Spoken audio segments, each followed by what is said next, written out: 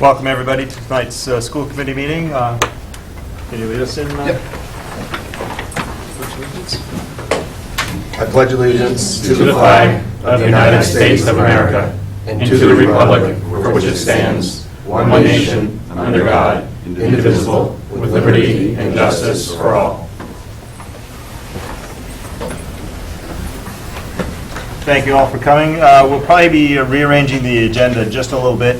Mike is at the basketball game and will be doing the cost center presentation, and Mike Lynn is also there, so we're going to probably have to shuffle a few things around while we wait for their arrival back from the game. So let's just start with the consent agenda, the minutes of February 25th, and oath to bills and payroll. Motion on that? So moved. Second. Any discussion? Take a vote. Aye. Aye. Thank you. Interested citizens. Anybody who'd like to speak on any topic, feel free to come up to the podium. You have a long That was agenda. I'm getting up early. State your name and address, and Lisa Boone, 1 Uplands Road.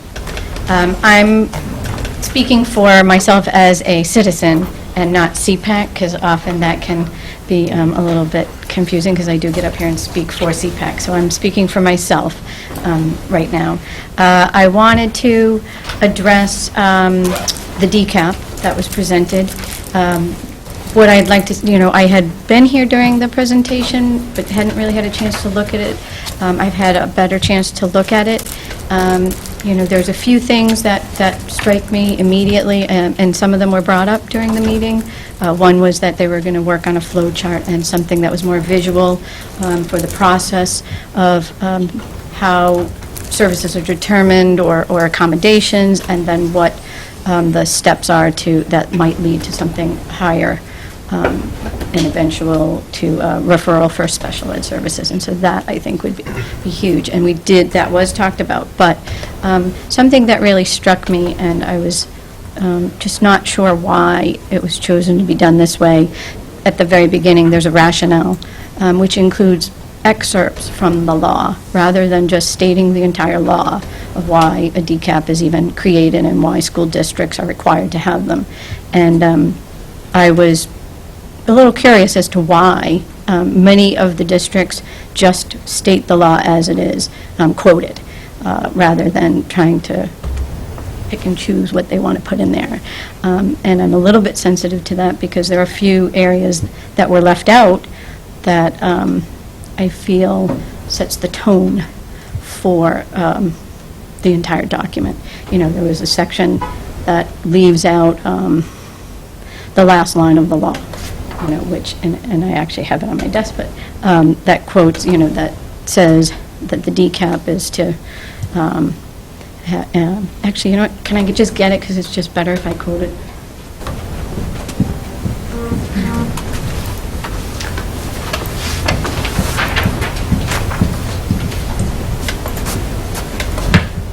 The curriculum accommodation plan shall include provisions encouraging teacher mentoring and collaboration and parental involvement.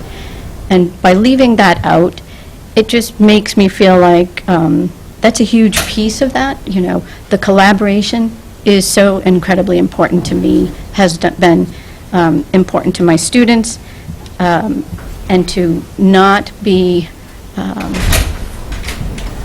pushing that as a significant part of any type of help for a struggling student indicates that it's not a collaborative effort. I mean, maybe I'm misinterpreting it, but that's what it says to me, when you leave that out. So, I'm a little sensitive to that, because CPAC, which I'm a part of, has spent many years working with the school district to try to help improve relations between families and staff, the district as a whole, and be collaborative with any help that their child needs. And the goal and focus should always be on what the student needs to be successful. And that's what we've always pushed for, that it shouldn't be what a parent wants or something that's not focused on, this is what the student needs, and here's how we think we can reach that together as a team.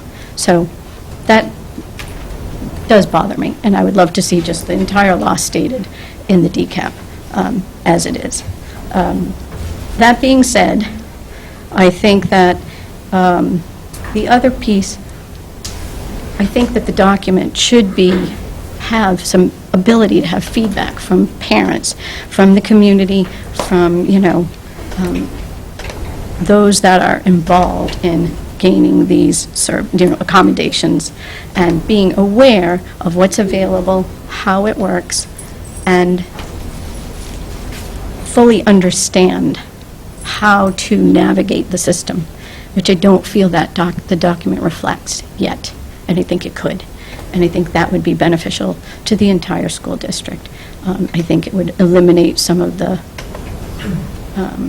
gray areas, maybe not completely, because obviously every child is individual and what their needs are individual, but at least how the process works, how the parent can be included. I just think that we still don't do that well in our district of conveying that information and making it easily accessible. We talk about school councils. We don't have anywhere on our website who the members of every school council is in the schools. We don't have that published anywhere. So if a parent was supposed to maybe go to the school council to understand what's happening in the school that their child's in, it's not information that's readily available. And I think it should be. So, if we want more collaboration and more parent buy-in and trust and willingness to work with the district, which I think we need. We need parents on board. They're the taxpayers. That we have to make these things more inviting and make them feel like they are a part of it. So what I would like to do is, we were going to, as a CPAC, so this is a separate issue, we were going to, and we had put out a call to parents and say, be familiar with this. We didn't give them any information about what our opinions were. We just said, take a look, see what you think, tell us what you think, give us feedback. Does this document help you understand better what accommodations are in our district? Do you feel like it reflects what you might have used or your student has used, and how well, does it do that? Just to get some feedback. What we'd like to do is get parents to be more involved and give us some feedback and be aware of these things and be more collaboratively part of their students' education, if we can. And then we'd like to take that information and be able to present it back to school committee so that admin council can hear it and just give that feedback so that they can hear from other people what they think and maybe make suggestions on how to improve it if that's even needed in other areas. So we were hoping to be able to request we do that before the end of the school year. Doesn't have to be anytime soon, but at least before the end of the school year, and you adjourn for the summer. So. Well, thank you for your feedback on the thing. There's just one piece I want to just make sure. We don't pick and choose which parts of the law we follow. We follow the entire law. I understand. So I just don't, just because it wasn't quoted in there does not mean that the district doesn't follow the law there. But I also understand your separate comment about the, does it set the tone of the document there? But I just want to clarify, we didn't choose not to provide, collaborative environment for the, between the. I understand, and that's the point, is that we don't want to give any impression whatsoever that's not the case, that we don't follow the law, that this isn't true, and that this is what's happening. But when you don't use that, and this is the document you publicize, it gives certain, implications. There are implications to what's being written here, so that how do you take that? If somebody looks up the law and sees what's the law and how come it's not there, well, why? Why not? Does that mean we're not really, that's not what's as important to us? If it's in the law, we do it. So what you're saying there is implying to people, because we didn't quote the whole law, we're not doing it. And I don't want that to be the statement left on the at the end of your speech. Well, I realize that you're held accountable to the law, absolutely, and somebody, if they questioned it, could certainly move forward and question it. But that's my point, is that why not just state the law? I don't understand why not. You know, what is the reasoning behind not doing that? And if you could give me some reason why, I might understand better. Well, I think, I'm sorry, I didn't mean to say something until you were done. Are you finished your sentence? Yes. Okay, thank you. It's not a concern to revisit it. What I would ask you to do, though, is you have a representative of district office on CPAC. So work with the district representative, make some suggestions. I can't remember whether I talked to you, Lisa, or not, but my stand on the DCAP is that it's a green print. It's not a blueprint. Our first phase of developing the DCAP was to concentrate on expectations for teachers, because the DCAP, first of all, is meant for teacher interpretation of tools in their toolbox that they need to use to meet the diverse needs of learners within the classroom. It does go beyond that, and I've already tasked staff to develop a schematic to show the various flow from the DCAP down. So that will be completed, but we're certainly open to suggestions. And we value partnerships, and we don't need to be reminded of that. We do, and if there's anything that we can do that makes people more comfortable with the intent of the DCAP and beyond, we would be more than happy to do that. So again, for me as a superintendent, we have a DCAP that's being used. My bigger concern was to not create a document that was collecting dust. It has to be alive and indicative of what our teachers are doing in their classrooms every day. So, and that was our first step, and we've accomplished that, and now we need to expand, and where does the DCAP fall into SSTs, for example? And the student support team creates a different level of intervention. So the DCAP is before the SST, and it's important that we have a schematic that shows that. But most definitely, if you have suggestions, give them to Dr. Detweiler, and we'll certainly give them serious consideration. If we missed a sentence of the law, we follow the law. That's what we have to do. And as you said, like SSTs, I know many parents have never even heard what that is. What is a student support team? I've never even heard what that is. What is it? I think educating our parents about what we do is very, very important. It helps parents be more aware and understand, so that if their student starts to struggle or they see a struggle, that they actually know what's available and can start asking, well, is this something that may be valid here? What can we do next? Or a parent may not even realize how much the student is struggling, and by the time they hear, it becomes, this emotional, difficult situation. And if you have things well laid out, and you could refer back to, well, if you look here online, you can read about what we do. Here's some of the stuff. Here's why you might not have heard yet. Here's the flow. Here's what we typically, do as we progress through that help. If that's available and you can give that to a parent, it's so much easier. I think in the end, when you're trying to work together as a team to help a student. So that's really all I'm asking. We're on the same page. Right. So we're looking forward to evolving the green print, so to speak, to make sure that our community, our parents, our students are very well aware of the interventions that we have in place to help students learn. And I appreciate that. That's why I just wanted to make sure that people know that I've been paying attention. I do care about this stuff very much. As you know, I'm a big advocate for communicating these things and essentially requiring families to be involved. I think that they have to be part of their children's educations. I think it's very, very important. And, I think that brings a child much further if the family can be helping as well in the home. It just makes it a much more continuous spectrum of accommodations, truly. So, thank you. Thank you.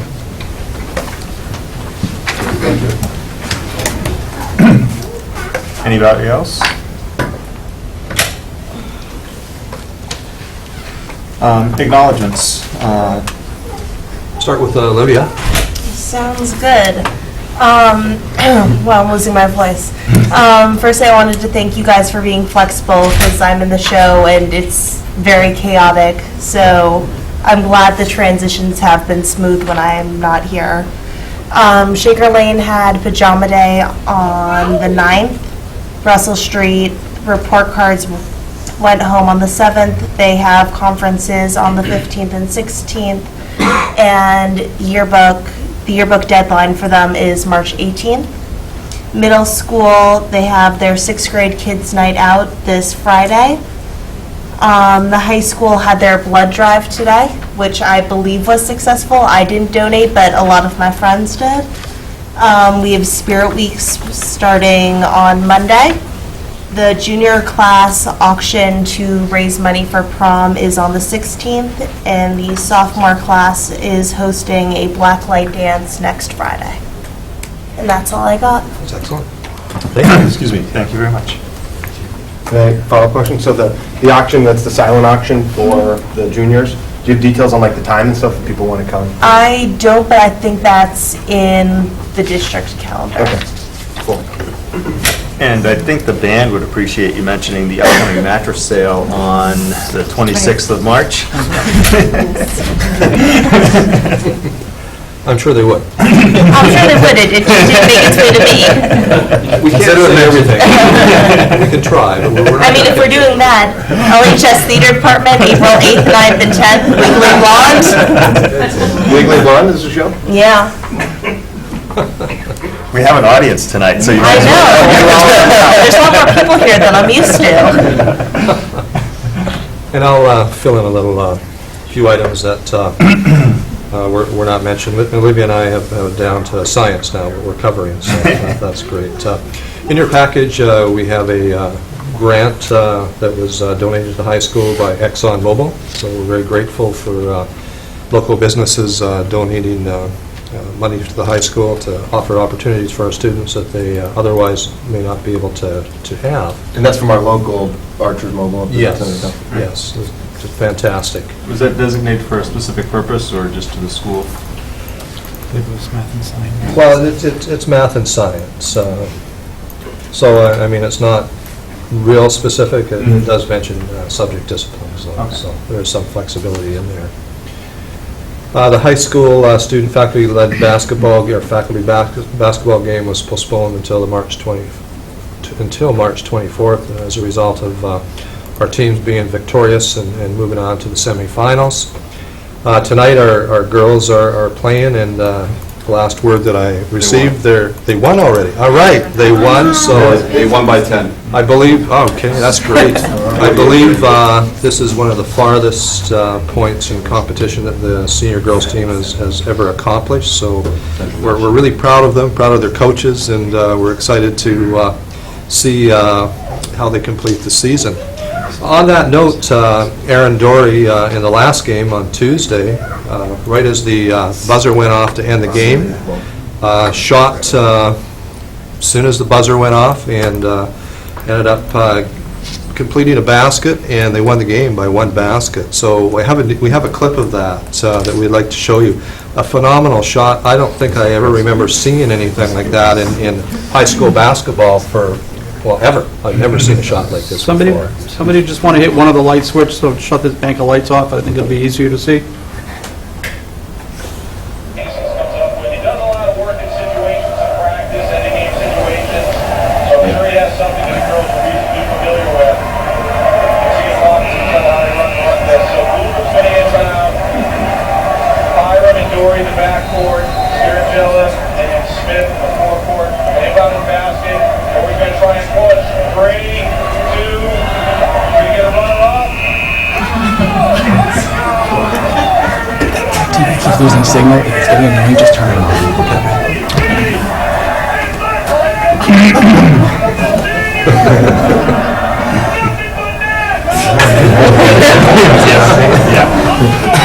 By the way, that's fun to know.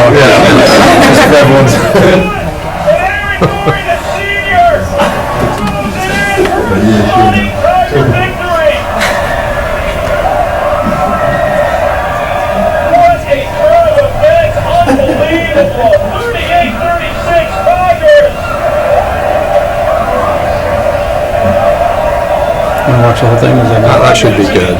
That should be good. So, again, I don't ever remember seeing a shot like that in high school basketball before. It was just phenomenal, and so congratulations to the team and for Aaron. I'm sure remember that shot for a lifetime, I'm sure. So, on that note, I'd also like to acknowledge Mark Corey, our LCTV director. He's allowed us with his skills to be able to show clips like this evening. He's also been instrumental in helping to create what we call Tiger's News. Tiger News is a news broadcast put on by high school students every week. I encourage you, if you haven't seen it already, to tune in. It's on the school website, or you can go right into LCTV and download it or lock into it with the link. And it's our first year of this program. We have a number of students from our high school taking part, and through Mark Corey's leadership, he's done a tremendous job. It's a program, or a course more correctly, that we're looking forward to having in our district for many, many years. So thanks to Mark. Can I echo that? For people who, if you haven't seen it yet, I've watched a couple of them, and it's very, very entertaining and very, very professionally done, and it's definitely worthwhile. If you haven't done it yet, pull up one of the episodes and watch it. It's really good. Great, thank you.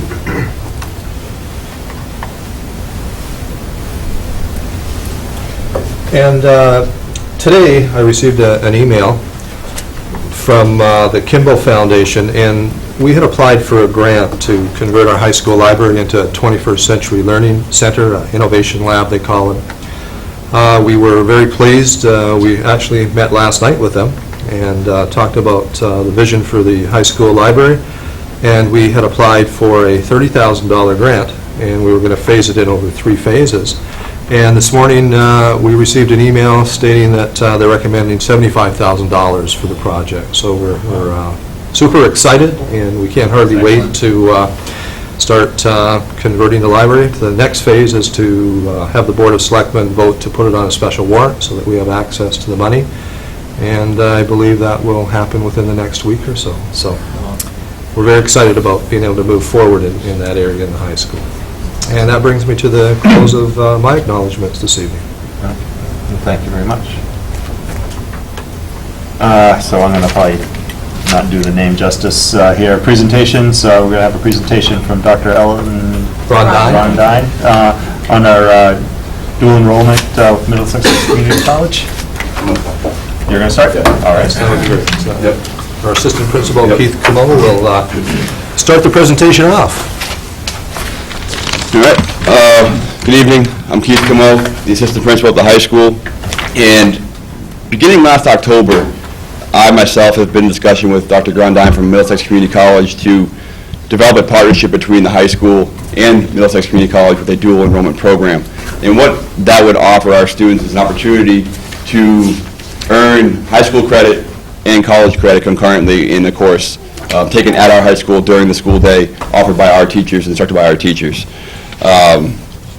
So over the past 5 months or so, I've met several times with Dr. Grondine. She came to a meeting with Superintendent Clenchy. She came to our staff meeting on February 3rd to talk to our teachers about the opportunity. And then also, this topic has been on our school council agenda for the past 2 meetings to discuss with the parents and the school council what a dual enrollment opportunity or program is, and how it would benefit our students, or how it would work, or how it would look at our school. Our vision for a dual enrollment program is that our students will be provided with another opportunity to take a rigorous course, a college-level course, while still enrolled at our high school, and also earn college credit that would be transferable fully to all public colleges and universities in the state of Massachusetts, as well as some, or many actually, private universities as well. And so we see this as a great opportunity for our students, and we've invited Dr. Grondine tonight to present to you, the committee, and give some more information about what the program would look like. And at this point, we anticipate offering courses this fall when phasing in this program, beginning with a physics course, a statistics course, a Latin course, and a Spanish course. And so we're phasing that in, and hopefully we'll have a successful beginning to our program and then expand as the need or as the demanding of our students increases. So, Dr. Grondine.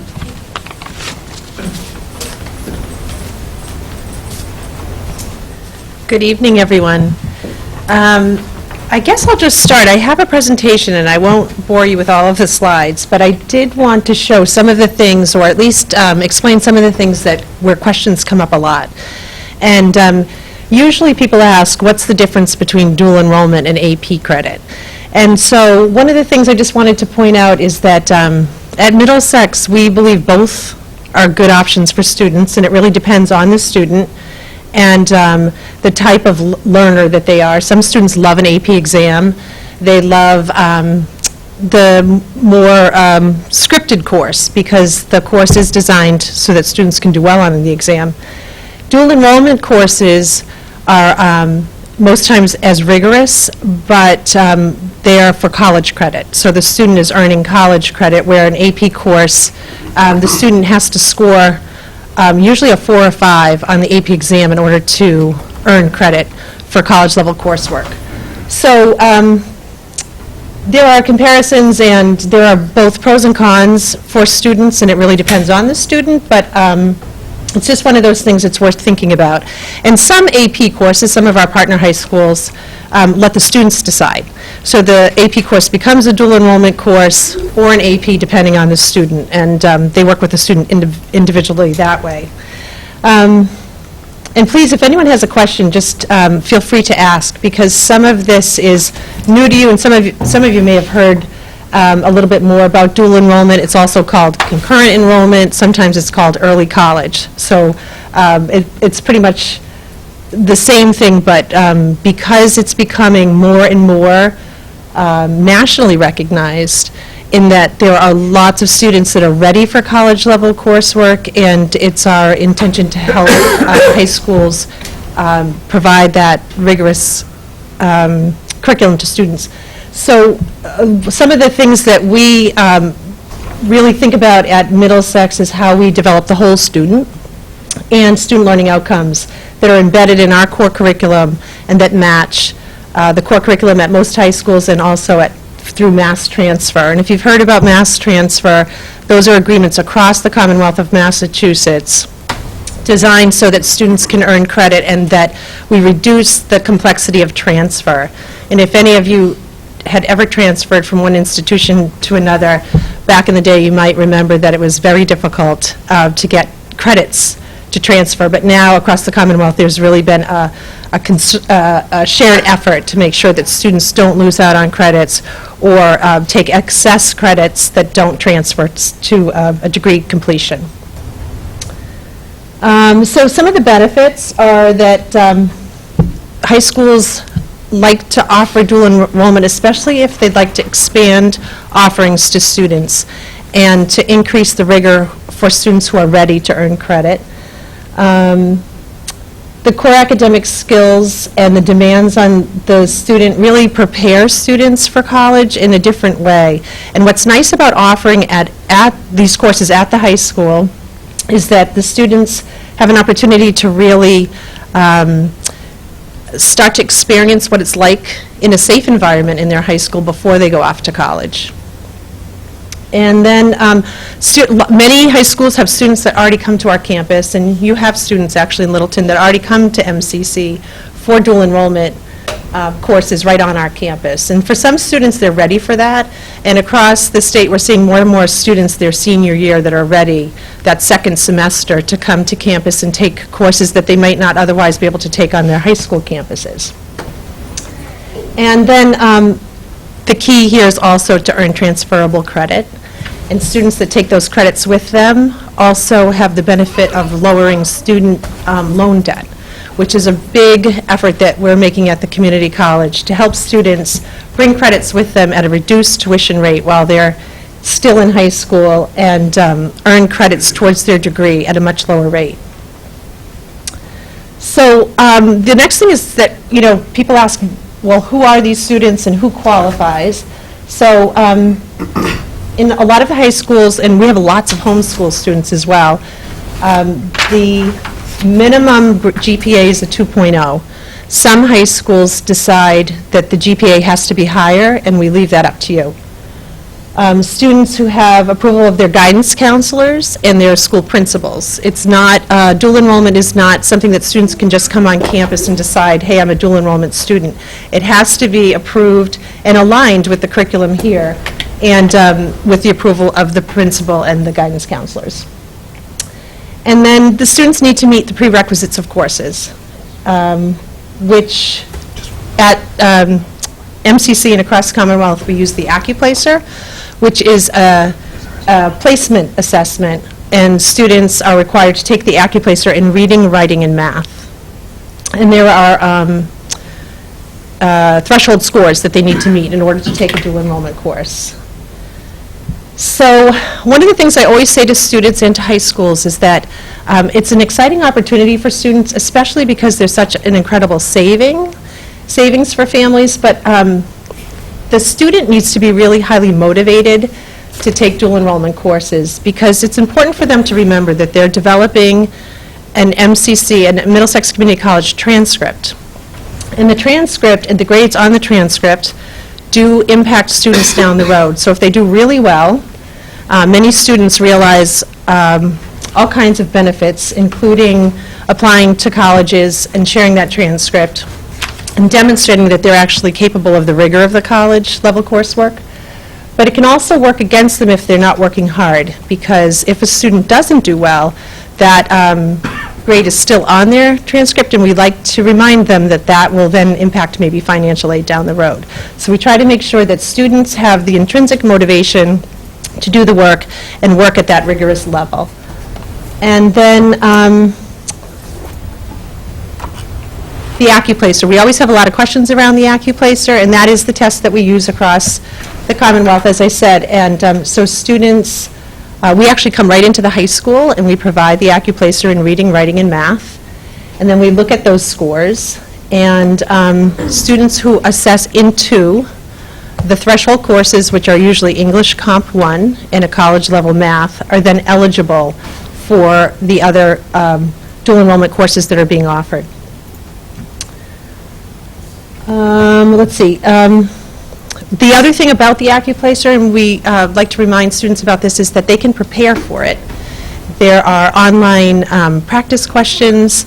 There's lots of information, and students that are prepared for why they're taking the AccuPlacer do very well. And we find that most of our high school students do very well because their math is current, and they're clear on what the expectations are.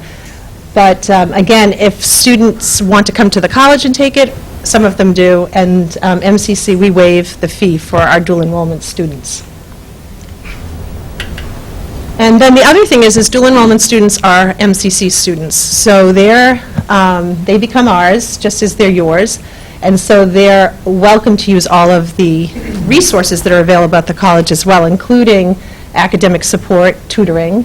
There's disability support, personal counseling, all of our libraries, our library databases, students, clubs, events, activities, anything that's going on at the college, we consider them ours, and we want them to use the college, and we want them to become familiar with the resources on campus, so that whether they come to us after they graduate from high school or go on to another college, they know how to access the resources that are available to them. The other benefit is that teachers teaching in the dual enrollment program are your teachers, and so they are also become part of our faculty and can use all of the research databases, resources on campus, and other types of things that they may like to use with their students. So the other benefit to this is that Middlesex has committed to $87 per credit for dual enrollment students, which is a pretty big savings, and we've stuck with that rate, and we're hoping that we're going to be able to keep it low. And there's sometimes some of the courses are 4 credits, so whatever the credit value is, it's $87 a credit. The other thing that you might be interested in is that there's a look now at Pell Grants for high school students. So MCC has applied to be a pilot for the Pell Grant implementation, and if we do have that, then students will also be able to be eligible for Pell Grants, which has never been provided until after a student graduated from high school. And then, just what's next, students can, as we're working on the selection, what we feel is really important at Middlesex is that it's a partnership, and that the faculty at Littleton High School and the faculty at Middlesex Community College work together and in partnership to align curriculum. We assign faculty mentors to the faculty on the high school to make sure that the faculty teaching out in the field have the support that they need, and can also access all of the resources that we have on campus as well. And then the other thing I just wanted to go over very quickly is the mass transfer block. You may have heard about the mass transfer, and that's a block of courses that many students, if you look across, and I've brought some samples and I can hand them out and people can take a look, but there is a statewide agreement around courses that are highly transferable so that students can move without incident from completing either an associate's degree or a set of courses that will go with them to any of the Massachusetts colleges and universities.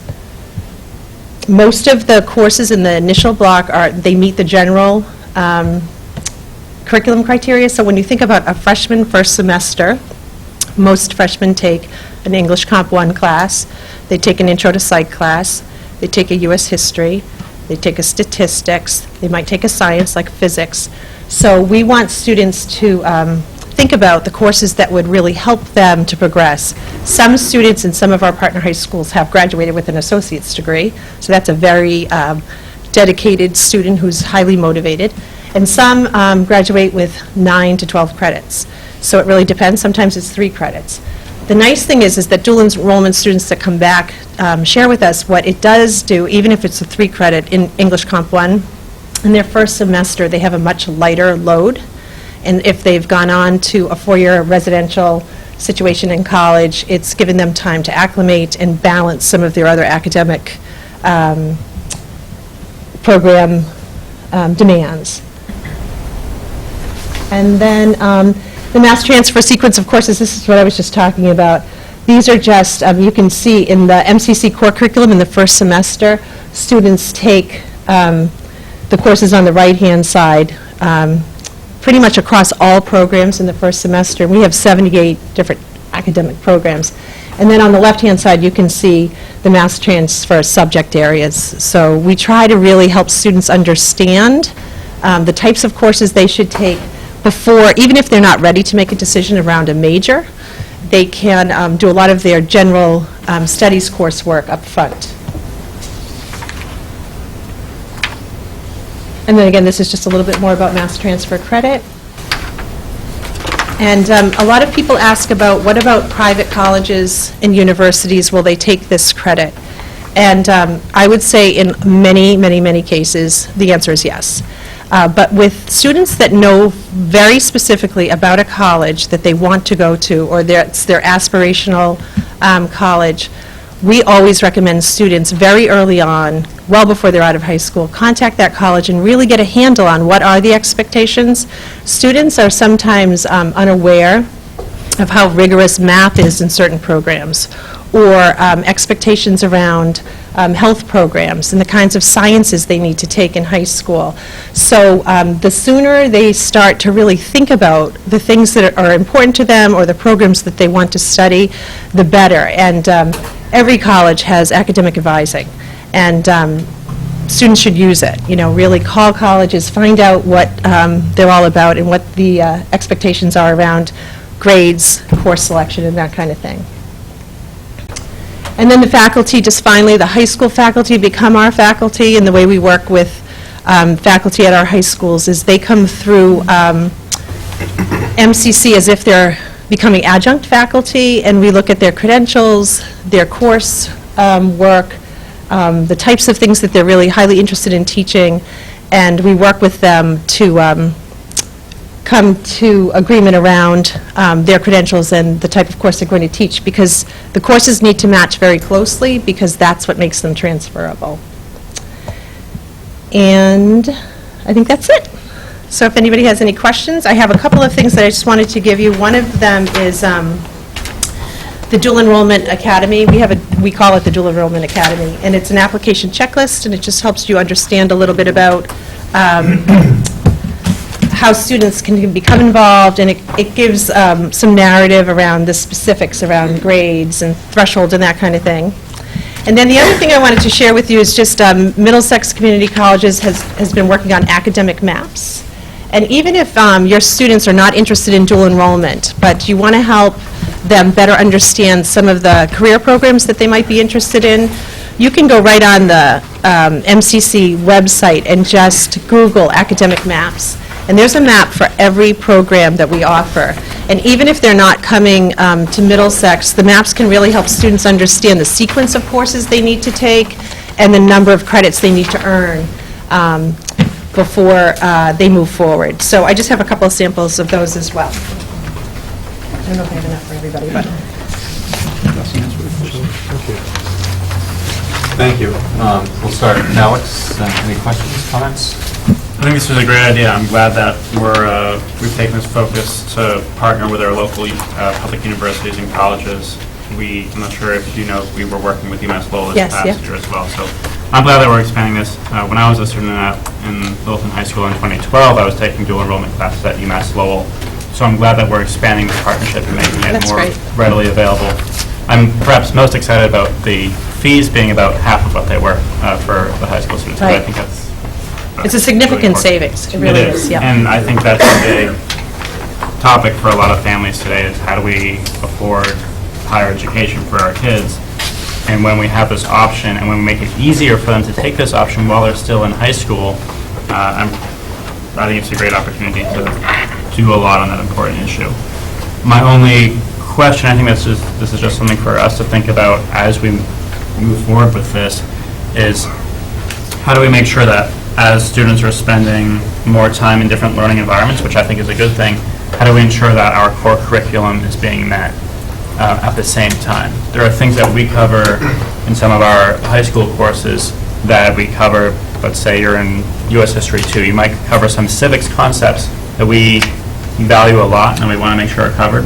If someone is taking a class at Middlesex, a different history class that I'm sure they're learning a lot in, how do we make sure that they still get those core concepts? And so just as we move forward, and certainly not tonight, but as we move forward, that might be a good conversation for us to think about. We're not going to be able to fit everything in, which is fine, because they're going to be learning other material, but it would be good to make sure that we're covering the core content that we'd like each student to have before they graduate. Yeah, and just to address that a little bit, one of the things that I think is important to note is that when dual enrollment courses are offered at the high school, they actually far exceed the didactic hour of the 15-week semester for a course in real time at MCC. So, for example, some high schools offer courses one semester, but it would be September to January, but the course meets every day, where on campus it might meet 2 days a week for an hour and 15 minutes. And some high schools offer that same course over an entire year. It really depends on the high school, so the student's getting a lot. And the faculty member can then make sure that they're not only meeting the core requirements that you have at the high school, but also giving chance for students to really take a deep dive into some of the content area. And so there's a real benefit there, I think, and the pace. It's a little... the pace, because they have more time, provides students time to really become academic and college-ready in a way that they may not. And then the other thing is I would say, is that if you have seniors that, let's say, their second semester, their senior year, if you looked at the courses that they were taking the second semester, their senior year, a lot of them have met their high school requirements, and so if they come to campus and they're taking a course, it may be contributing to a degree beyond high school. So, there's a benefit there as well. Thank you. Yep. And just one more point, Alex. When we started talking about this back in September, we wanted to personalize instruction. And one way to do that was to certify our own staff. So the intent of how we'd like to move forward is to certify our teachers with dual certification from the Department of Education and also certification from Middlesex. So we would have an honors class, for example, where a teacher had been credentialed, and most of our teachers can be credentialed at the college level. So they would teach the honors class, and the curriculum outline that they have would be approved by Middlesex College.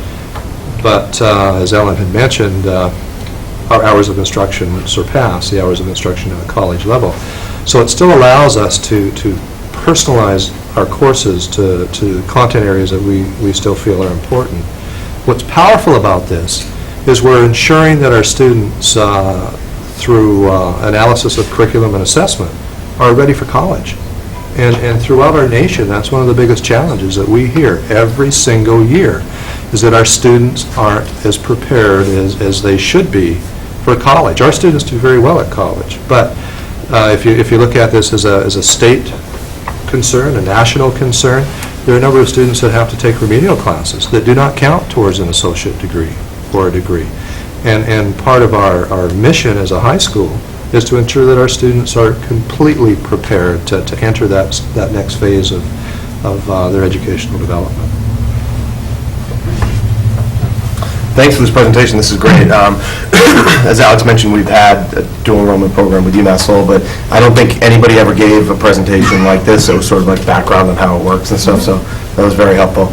A question for my own benefit, is this program going to be subsidized by CDEP? It can, yes, I was just going to mention that. So the Commonwealth dual enrollment, the way it's structured this year, and it was a little different from years past, is that students that, the high schools, the way we've looked at it at Middlesex is we've always had a lot of students that come to campus and apply for this money, and it's really like a scholarship for students who are in dual enrollment programs.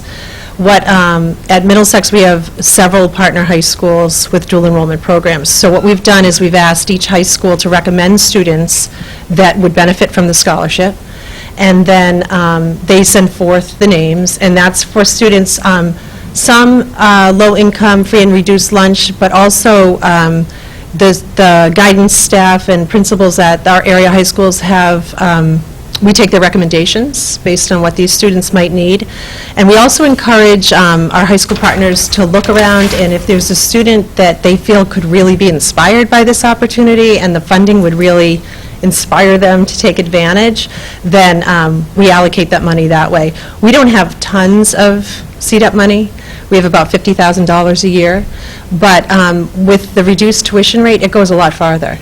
And then we also have some book money, so if students need books, what's nice about it, when the students take the courses at the high school is we can usually align the text, so it's not an additional fee.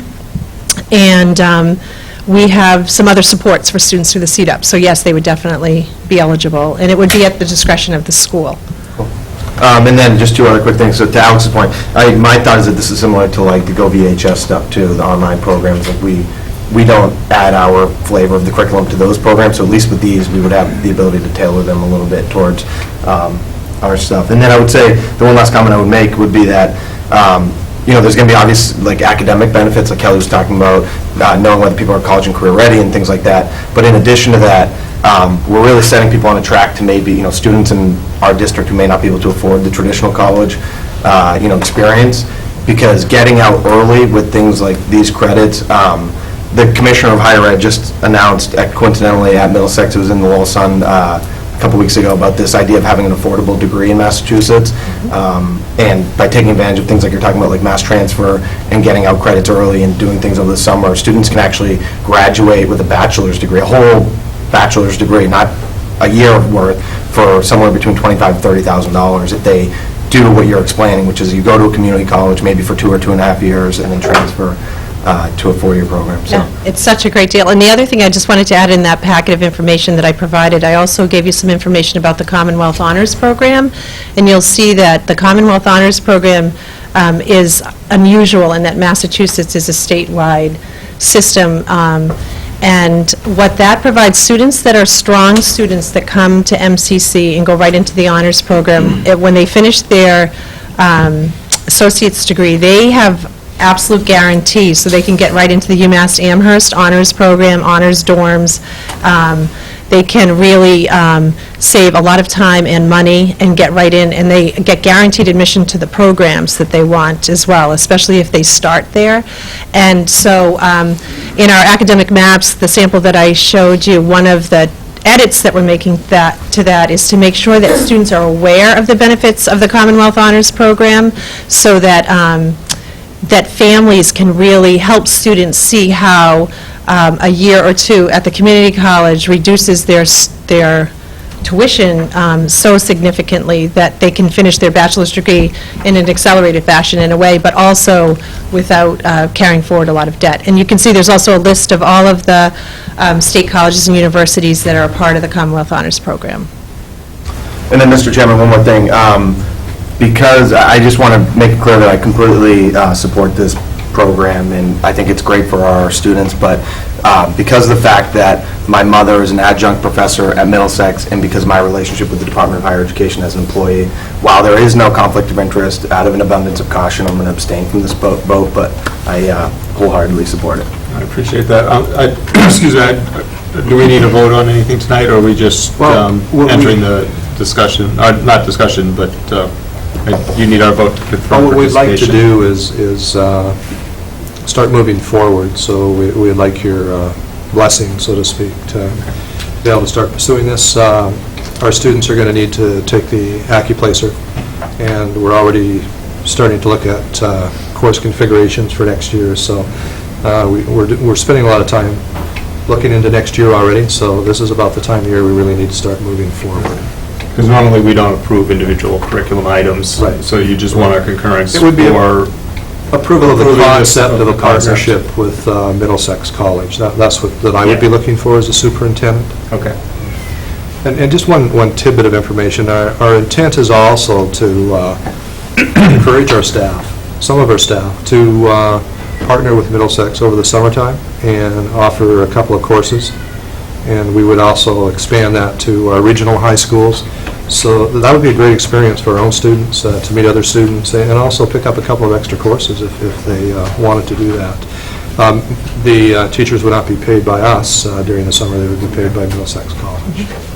Yeah, and that was just the other benefit to faculty, is if they are really interested in teaching not only dual enrollment on their high school campuses, but if it seems like it's something they'd like to do evenings or the summer, it's a great opportunity to become an adjunct faculty member. And it also serves to norm the course, because it's being taught both on campus and at the high school, so that it really helps to ensure rigor and, the continuum. So it's a nice opportunity. And our faculty, department chairs, deans, and assistant deans, really, they love working with the high school faculty. I think they learn a lot from each other. And the other thing that we offer throughout the year is we bring content groups together, so English faculty, foreign language faculty, math faculty from our high schools and the college to really work together on alignment, because curricular alignment across the state is just so important to our student success. And as mentioned, we have a very high percentage of students who graduate from high school, pass the MCAS, and need remediation in reading, writing, and math when they arrive on campus. And it is a problem. So as we help students and families better understand what it needs to be college-ready, what students don't understand is when they need those remedial courses, it eats up their financial aid, it eats up their time, and they're not making gains towards degree completion. So the more we work together and help families and students see how their attention to their academic work can really help things move along, then I think it really helps when we work together as faculty as well. I have just a quick question on implementation. Are we talking that we're offering a class that's an honors class, or an AP class, or a dual enrollment class, or are we offering? It's a good question. The model we're looking at implementing would allow our classes to continue as is, with the exception that the curriculum would be approved by Middlesex College as well, as our own approval, which we already have. So we could have students in an honors English, for example, that would take honors English, but they could elect to also take a dual enrollment credit, or they could elect not to. So we'll have a mixture of students in that class. Our intent is to not create separate classes. Our intent is to ensure that our curricula is rigorous and ensures that our students are college ready. So by doing this, students have an option as to whether or not they would like to pursue the dual credit or not. So that's the model that we're pursuing. Okay, and what's the benefit to our faculty? Are they also paid by Middlesex? Is there an LEA component we have to worry about? We've already, that's a great question. We've already worked through the LEA component. Something like this, we can't just simply say we want you to do this.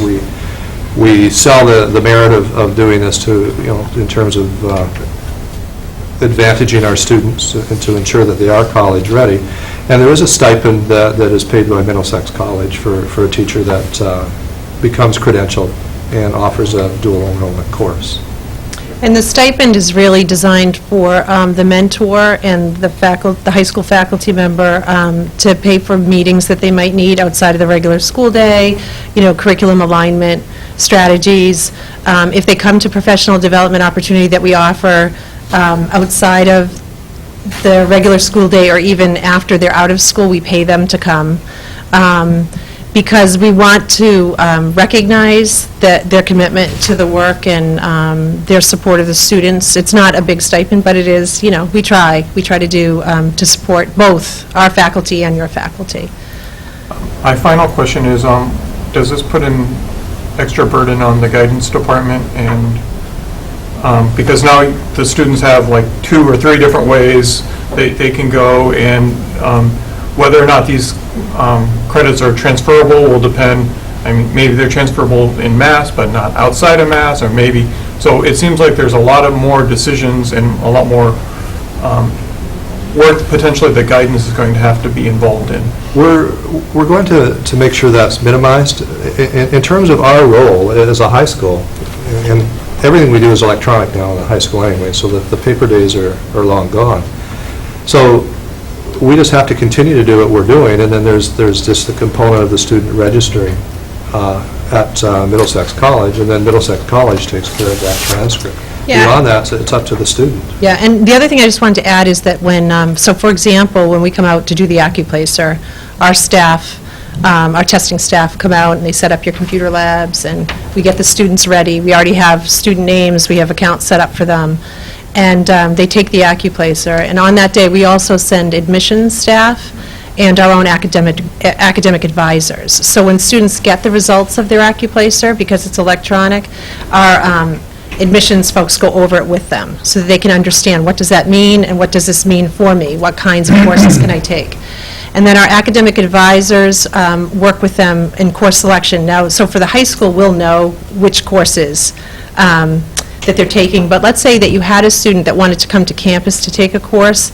If you look, I give you that first page of the Dual Enrollment Academy, that's the application, but there's a piece that they fill out that has to be signed off by guidance, and that's to make sure that the course that they're taking is a concurrent enrollment course, so it's going to satisfy a high school requirement, because we want to make sure that they're making all of the things that they need to do in order to graduate from high school. But when they come to campus, we work with them, we register them, we get them on board, and then we monitor their progress. So it's definitely, dual enrollment with our partner high schools is a partnership.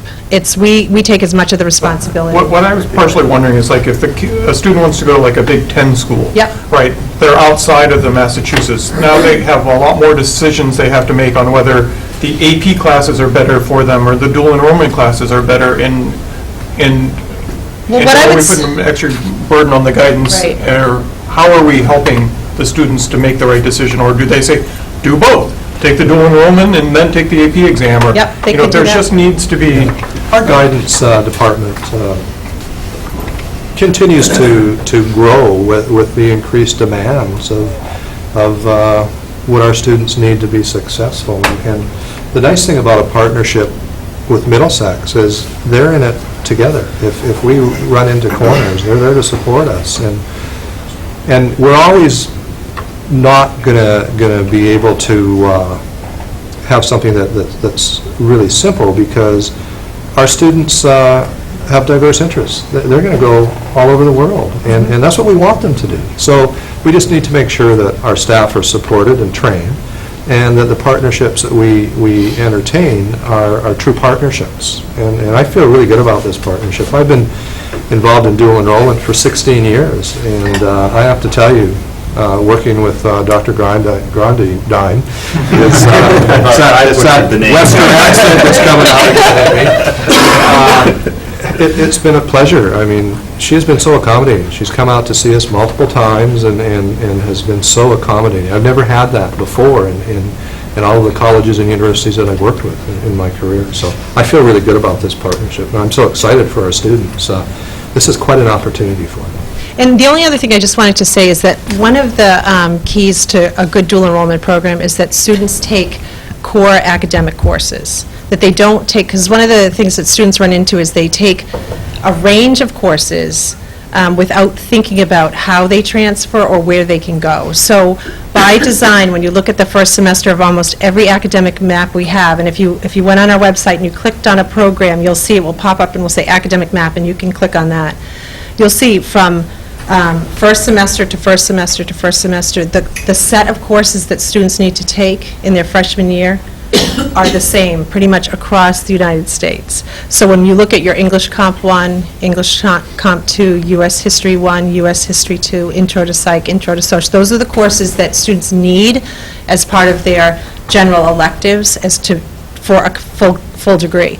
So there are students that come to campus and they want to take a range of courses that really maybe won't fit a program later on, and that's how students end up with excess credits, and that's what we don't want them to do. If down the road, after they're in a program and they're accepted and they want to explore those things, that's a great time to do that. But initially, we want to help them understand what's expected in their first semester, their freshman year. Thank you. Can I just say one thing back to your question about AP versus dual enrollment and making choices? We're very aware that our school is small. We can only offer so many different courses, and we wouldn't want to put up an AP course against a dual enrollment course in the same field, because we're routing from one class to the other class. And so what we've done is select a course, and talking with the teachers of these courses, they've made some decisions on their own about what they would like to offer, whether it be AP or dual enrollment. For physics, for example, Dr. Hogan had made a decision that he wanted to move away from some of the AP curriculum and into a more diverse physics curriculum, while still preparing students for the AP exam if they elected to take it. But he wanted to have more freedom to, I guess, dive deeper into topics, and this type of course would offer that. Same thing with Latin. Ms. Kelly's, I guess, made the same choice about AP Latin versus the Latin 5 option. So we're very aware of the limitations of AP and dual enrollment and this and that in our staffing, so. And for some students, the AP exam, they may have an A in the class but not do as well on the exam, and then they can't use that. Where the dual enrollment, when they do well on dual enrollment, it's a clean MCC transcript. That transcript goes as if they were on campus. So it's important to remember that a student that goes into dual enrollment, and again, there are students that love AP, so we don't want to, if we want to give a full complement, so students have the full range in high school. And the other thing is the acknowledgement at MCC. High school students are still developing, and they need that time, so we want them to take that time as students. The other thing that I will say, though, about dual enrollment that's a nice benefit for students is that there are students that really start to pour it on late in their junior year. And for some of them, they feel like, wow, I wish I'd worked harder, and now I can't get into those AP classes. Dual enrollment for a student who's doing well, who's pouring it on, who takes the AccuPlacer and tests into those courses, they can take dual enrollment courses and earn the credit. So for some, and I don't even think they're late bloomers, it's just where they're developing, it gives them another chance. So. I have one more follow-up question. So for this program, all the courses are going to be taught in Littleton, right? Yep. At one of our Classes. classrooms. Yeah. Does Middlesex ever waive the AccuPlacer for dual enrollment for high school students entering dual enrollment? It's part of our criteria, so no, but I will say that students that are right on the cusp of AccuPlacer, sometimes it's because they weren't as prepared, and we have them take it again, and usually they do fine. But one of the other things is that students that are prepared for the AccuPlacer do very well on it. So MCC has dual AccuPlacer workshops. We'll come out and provide the workshop, but really it's about helping students understand why they're taking it and how the score is going to be used. One of the things, sometimes the kids just don't know, and they do, school today, they are test fatigued. So we also want to be really careful about when we offer it, so it's not sandwiched between like an MCAS and AP, and, because they're taking a lot of tests. So we want to make sense of it. And so when we were talking about timing, the spring, late spring, is a great time for students to take the AccuPlacer because their skills are sharp and they're moving forward into their next year of high school. One of the worst times is September because they come back so rusty, so they're really, they have to sharpen their skills again. And one of the things that, for example, students that are in high-level maths sometimes don't do that well on the AccuPlacer because they've already forgotten some of their basic math.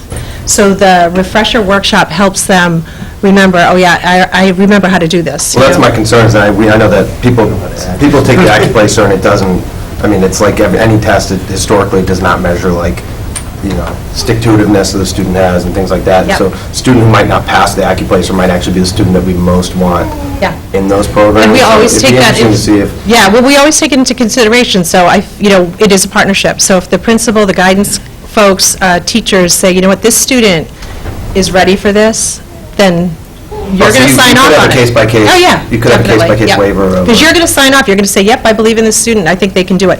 We're mandated to use the AccuPlacer. That's part of our mandate. So we administer it to everyone, but I think it would definitely be based, because some students, if you look at their transcript, they're very, very good students that do not test well. So we always take that into consideration. Yeah, thank you. I wanted to echo, I think, a little bit where Mark was coming from on the complexity there, because I know personally, the richness of which parts of AP are accepted for which types of curriculum and what the scores are is a very complex environment. I think we both had different experiences in terms of, the things there versus, the things there. So I appreciate the increasing complexity that's going to be on the guidance and the student choice pieces there, and I'm glad we're sensitive to that.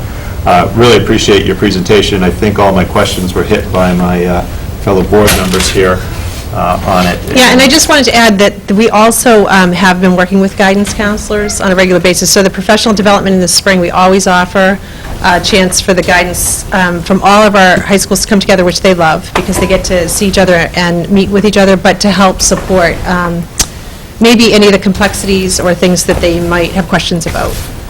So, yeah, but I'm sensitive to it, too. It is complicated. Okay. All right. Thank you. I comment just like an internal thing. I love the idea of this, especially because for the most part it's going to be really in place for my grade. It would be nice to see on Aspen, especially with course selection, if like that class, and I don't know that it's a fixed right away, but being able to go into Aspen and seeing like, hey, this class has the option of a dual enrollment, because when I go in, I can see all of the APs, but I don't see any of the dual enrollments. It will. Okay. It's just because we haven't finalized. That's what I figured, but that's... Right, no, going forward it will, but right now, because we haven't finalized the courses. It's great to know you're looking at it. I mean, I wasn't going to encourage any of this basic presentation. Our window closes on Monday for the selection, all right. so. You were trying to register during All right, thank you, everybody. Thank you. So with that, you'd like a motion to support the continuation of the dual enrollment program? Support the Okay. dual enrollment partnership Partnership. with Middlesex College. Okay, could I get a motion? So moved. Second. All in favor? Aye? Aye. And one abstain? Excellent. Thank you. Grab this for a second. Sure. Control? Grab control. All right, thanks. Here, so where's the gavel you can have? So the next item on is the Alumni Field Planning and Kind Services Report. We are waiting for Mike Lynn, so we will kind of move around the agenda a little bit, but the reason we're waiting for Mike Lynn is that he is still a little busy. I'm sure he's out of Worcester by now, but he was busy down in Worcester because the girls' basketball team won the district championship tonight in a terrific game. They executed so well. They won by 10 against the number one seed, so they really outplayed them and were the best team on the floor. It was a terrific effort And after the dramatics of Tuesday night, it was nice to see the game be over at about a minute and a half mark and not have to worry about having another possible heart attack. So great win by the losing girls. your voice Exactly. screaming into the mic. Exactly. Exactly. Great win by the girls. So we will come back to that when Mike gets here. But let's go ahead and talk about the out-of-state field trip. Sure. Can we do that? Keith, do you want to do that, or do you want to wait for John to come back to do that? I don't care, it's up to you. Go ahead, go for it. High school French students, Just, field trip to the Providence yeah. Career Technical Yeah, Academy. Yeah, one day. Yep. Do you want to see You have the the... date on it. You have the I can actually give it to you, how's that? Perfect. And I'll give you this one as well. All right, so the proposal for, or I guess the request for out-of-state field trip is from Mrs. Allison, our French teacher, and she is looking to go to Providence on Friday, April 1st, to participate in Francophone Month. It was over 2,000 students from New England go to Providence and convene at the Providence Career Technical Academy in Rhode Island. She'll be taking her French 1, 2, 4, and AP French students, 47 students in total, to participate in a one-day event down in Providence. I'm not sure what else you need. No, that's it, it's just kind of a formality, just because it's out of state. Right, no, yeah. Go ahead and approve that. Any questions or discussion before we entertain a motion? No, hearing none, can we get a motion? I make a motion that we approve the out-of-state field trip for Friday, April 1st to Providence Career Technical Academy. Second? Motion made and seconded. Any discussion on that? All those in favor? Aye. Opposed? None? Excellent, thank you. All right, Steve, did you get the cost center presentation? Okay, so we'll go ahead and do that. Let's step up to the podium for that one.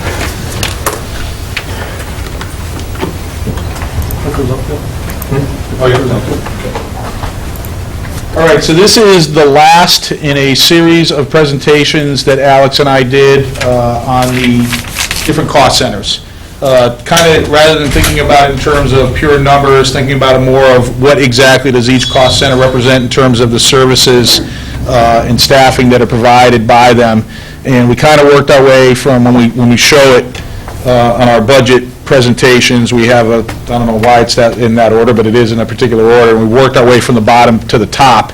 So the last one that we're going to talk about is regular education, and unlike some of the other ones where there were some things that we don't think about every day in the cost center, things that are important to the district, but again, just behind-the-scenes type stuff. Today, we're going to talk most simply about the teachers, because that's the vast majority. When we say regular education cost center, that's what we're talking about, is the teaching staff in our buildings.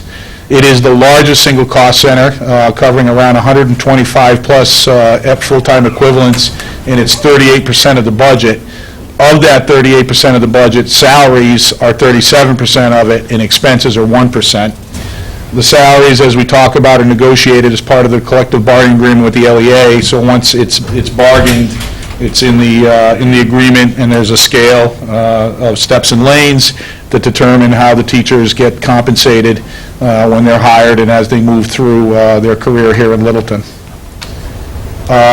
We're just going to kind of go through each building and think about, where are those FTEs distributed.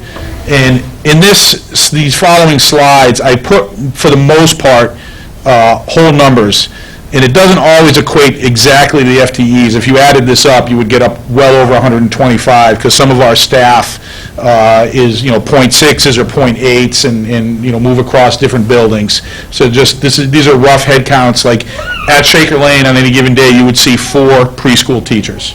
There are 4 classrooms of preschool teachers. There are 5 kindergarten teachers. Obviously, we have the transitional grade. We have 6 first-grade classrooms this year, 6 second-grade classrooms. We also use regular education classroom aides in that building, of which we currently have 8. We also have a counselor, and we have 2.5 library/technology doing different services, educational services in that regard. And then we have our unified arts, and we have 3 head count that are bounced back and forth with Russell Street. One thing to keep in mind about, when we look at first grade 6, second grade 6, kindergarten 5, and you'll see keep the same thing in mind when we talk about Russell Street in a moment. That changes year by year. As we see the different class sizes, we'll reallocate resources. So this is a snapshot. This is where we are this year. Yeah, obviously it doesn't change, we're not going to, cut the first grade, we're not going to go from 6 to 3, but we could go from 6 to 5 in a given year, and, third grade might go from 4 to 5, and that teacher, one of the teachers would move between those buildings. That has happened in the past. Russell Street, we currently have 5 third grade classrooms, 6 fourth grade classrooms, 5 fifth grade classrooms, 1 counselor. We don't have classroom aides in that building, but we do have reading and math intervention specialists, about 2.5 head count. Again, the Unified Arts are shared with Shaker Lane, and we have 2 library/technology providers working on educational aspects of those services in that building. Now we get to the middle school, obviously a different model where rather than thinking about classroom or, homeroom teachers that are teaching, more or less all of the, or definitely teaching all of the subject matter, maybe the kids move from classroom to classroom a little bit between the day, but really not much. This is obviously the middle school/high school model where you have 3 ELA teachers, 3 math, 3 science, 3 social studies, and 3 world language, and 1 of each of those subject matters for each of the grades in the building, and each of them is teaching all the 6th grade English for that day, all the 6th grade math, etc. We have 2 counselors at that building. We also have, we've talked extensively about it here at school committee over the last couple of years, our math and literacy labs, which are covered under regular education. We have 2 phys ed/health teachers in that building, 2 technology/library providers, 1 art. Music and band, we have 2 teachers, and they are splitting their time primarily with the high school, although Mrs. Bridge does go down to Russell Street as well to introduce the band concepts down there. At the high school, sort of the same model, although the ELA teachers, math, science, they're working across the grades instead of being focused on 1 grade individually. But we have 5 ELA currently, 5 math teachers, 5 science teachers, 4 social studies, 4 world language, 2 counselors.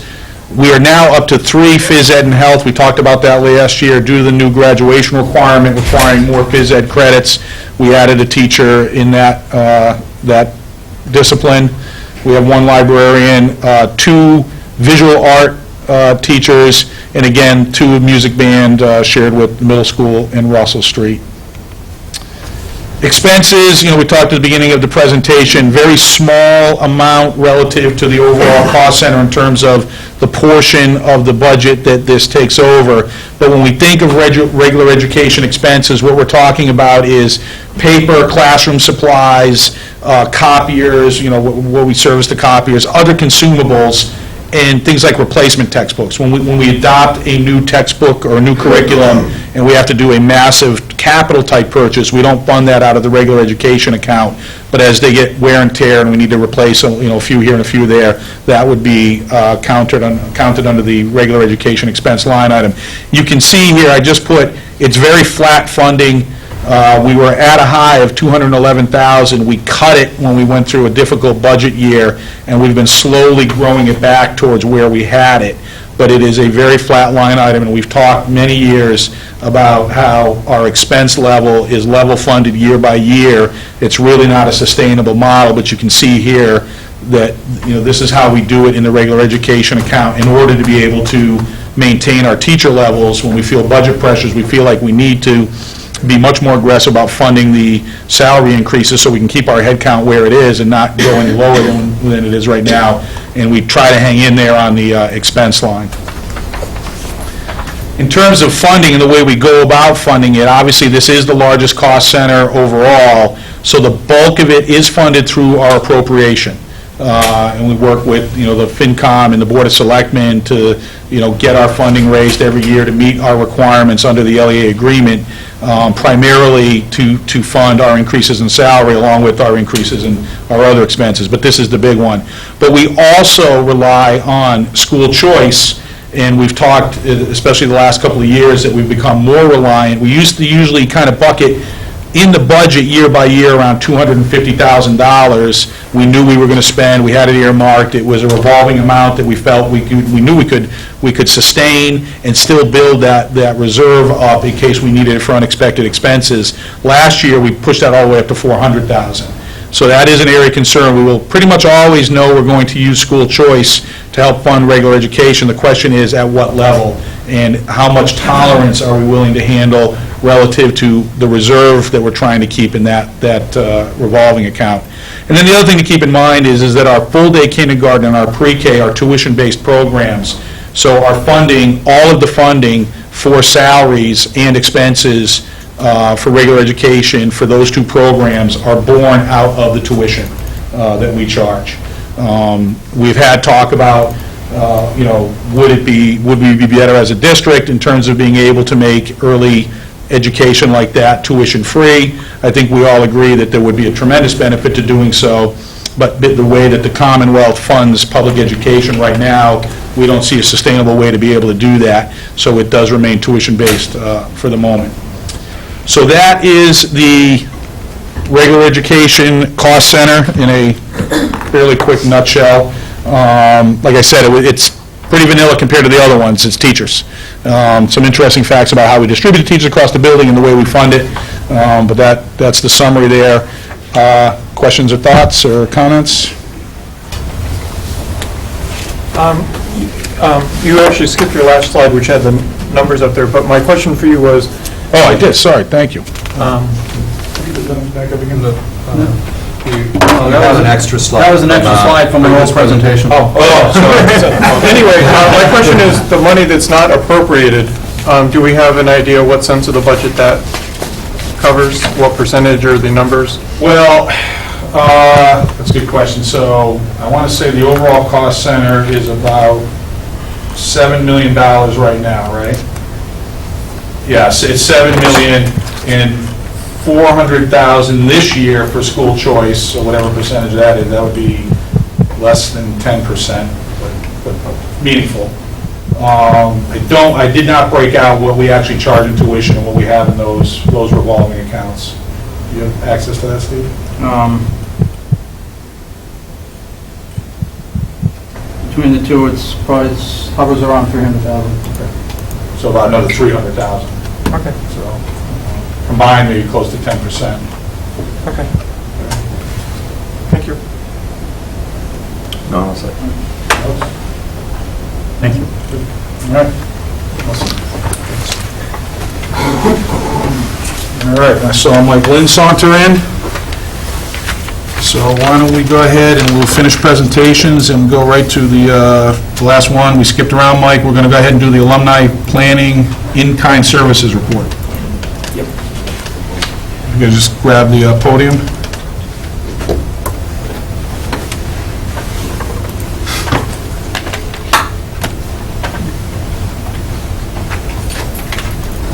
Just a preface. So earlier in the school year, we had a citizen from Littleton, Sean Reardon, who works for a firm that designs and installs fields and does that type of work. And he offered to take a look at Alumni Field and come up with a potential design for addressing some issues that we've had there relative to the quality of the playing surface, the lack of indoor plumbing. The bleachers are aging and at some point are going to age out and need to be replaced. We have some traffic flow and parking issues that go beyond the use of the facility as an athletic field. But Sean thought that he could possibly, as part of the effort, address some of those concerns and make life easier for all of us on a day-to-day basis. So he offered to the Board of Selectmen to donate his services in kind, which is basically saying he was willing to do it for free. And the Board of Selectmen voted to accept those services. We also took a vote that wouldn't really change the outcome, but we were supportive of that process as well. Sean went and did his work, and he delivered it on Monday, this past Monday, a couple days ago, to the Board of Selectmen.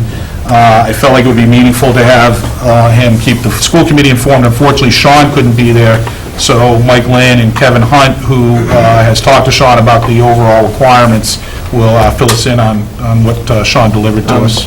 Mike, process-wise, we're not here tonight to vote to accept the design as presented. We're here to just receive the report. Correct, right, and that was, I believe that was also a point that was made at the Board of Selectmen meeting. All we are doing right now is accepting the deliverable, which was a design, not the design, but a design that, I don't know, and I'm sure we'll have some talk about it, but for me personally, the idea is that this is a way we could do it, and what we decide to do certainly will probably, if we do something, would resemble this, but certainly doesn't necessarily need to be exactly this. And we're not deciding that tonight. No, not I don't think we could decide that. I think that would be more along the lines of the Board of Selectmen, because they're the ones who are going to ultimately decide, what the town, or the best way to conceivably fund it, and what, depending on the funding mechanism, would maybe determine how much we can bite off of this. So I think that process will unfold now that the selectmen, and they've only had it for, since Monday. All right, So, first off, is everyone in the room aware why you and I were at the meeting? I did feel We had a great night tonight for Littleton High School, and girls won a sectional championship. It was pretty great.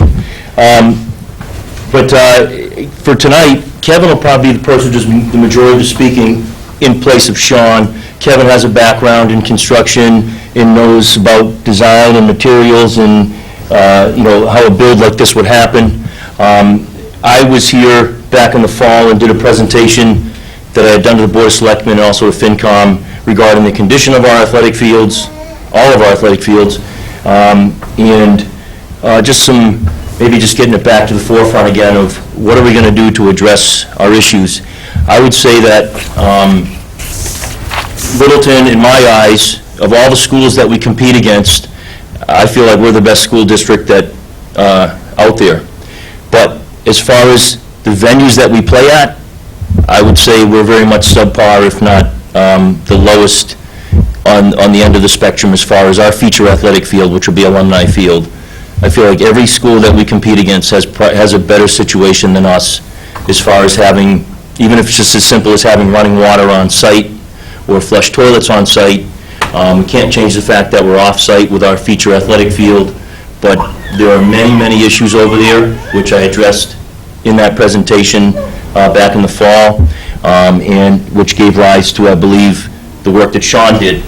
So at this time, I think Kevin could probably walk people through the work that Sean did better than I can.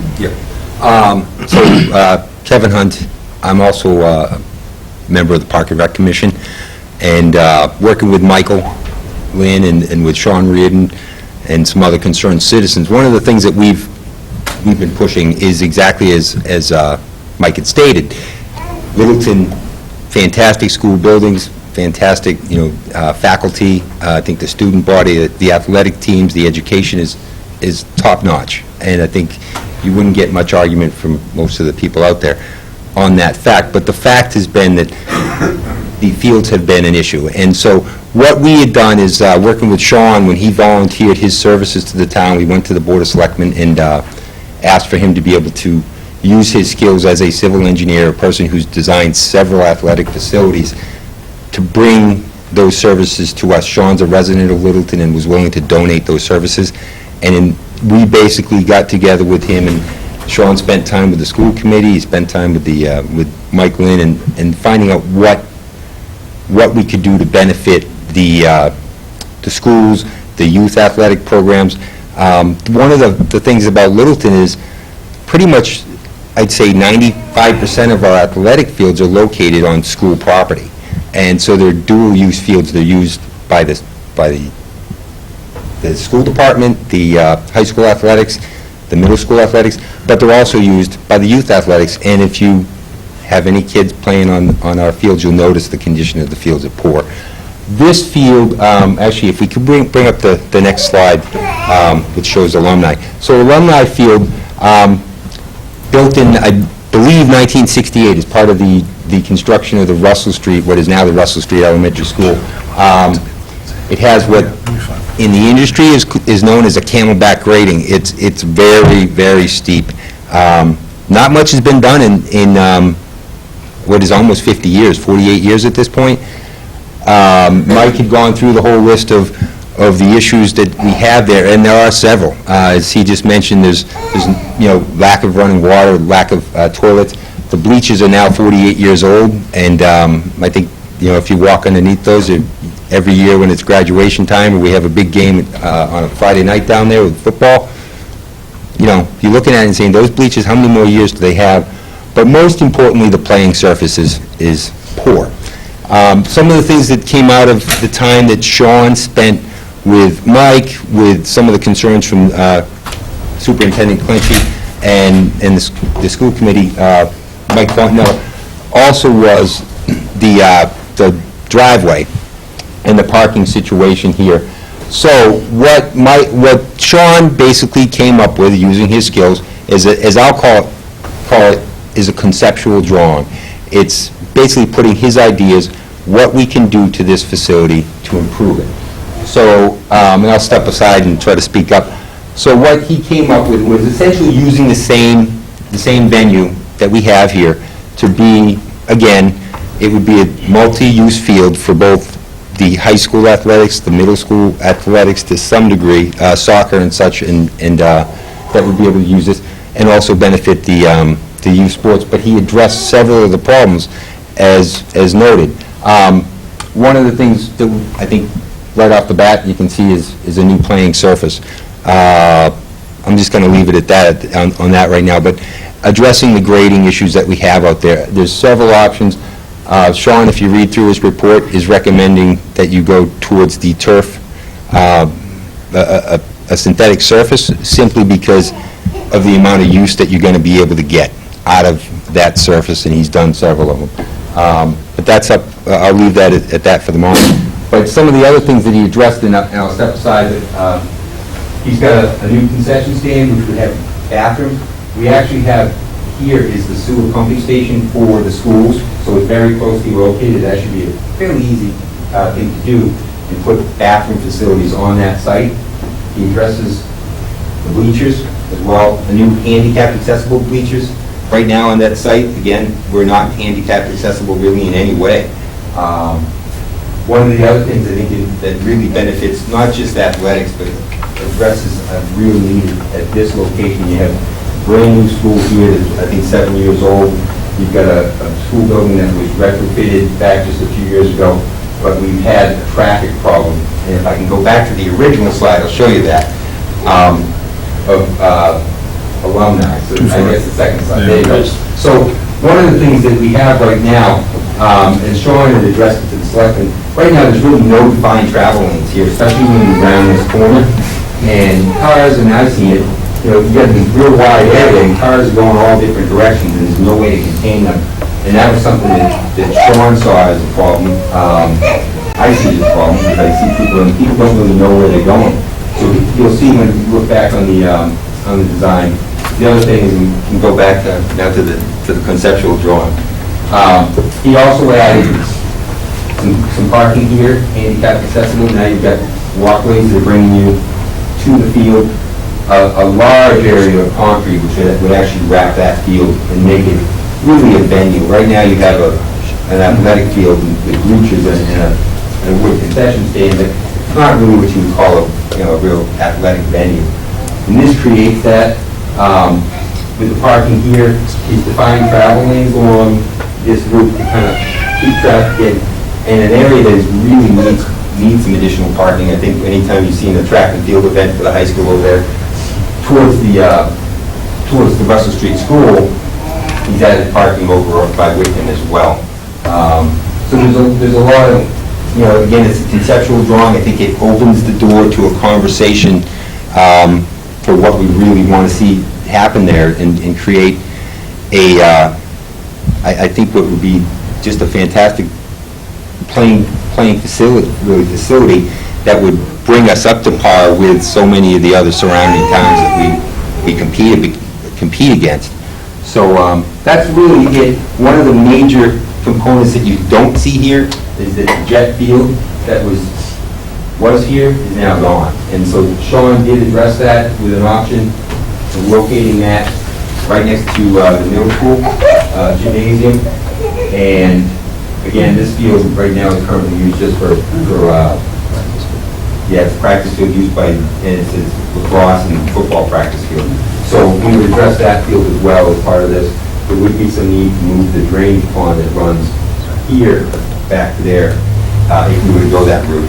Right now, again, I think it opens the door for a conversation to be had and hopefully to get people behind it, because I think it's a great benefit to the school committee, to the schools, our youth being kids that are just coming up at, kids 5 and 6-year-old kids right up through high school. Because this field, and I'll let Mike real quickly just talk to how he would use this field and where it would benefit the high school, but for youth sports, it would show a great benefit too to the town.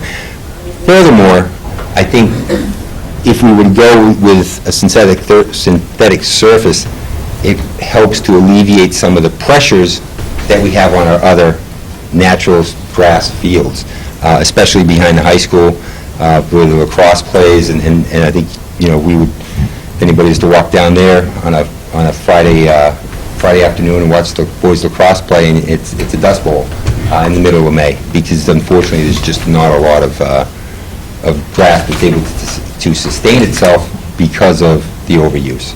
So I'll let you talk to real quickly how you would see this benefiting the school. Well, how the schools would use Steve, can you go to the proposal? How the schools would use this facility if it were to become a reality would largely depend on what the playing surface was. I really can't answer the question, because if it's synthetic, you theoretically quadruple the amount of time you can spend on it. If it's a natural surface, then you can't do that. So if you want to keep a pristine natural surface, you would have to limit usage on it. So that's a hard question to answer right now, because that is still a variable right there, what that surface is going to be. All right, thank you, Kevin. Mike, thoughts or comments from the school committee? I believe some people here would like to speak to it, and I will do that. Let's go with the school committee first. Alex? Yeah, I have a couple of questions about process that I'm hoping will be answered as we move forward, so I'll just ask them at the end, whatever remains of them. But I do want to say thank you. I know Sean's not here, but I want to thank him publicly for doing this work. It is one tool, one proposal, and maybe it's not even a proposal, it's a design, rather. And I'm glad that we have a starting off point for this discussion, because I think it is important. We do have an issue in town with our fields being run down, and anything we can do to fix that, I think, is a benefit to the students across the district.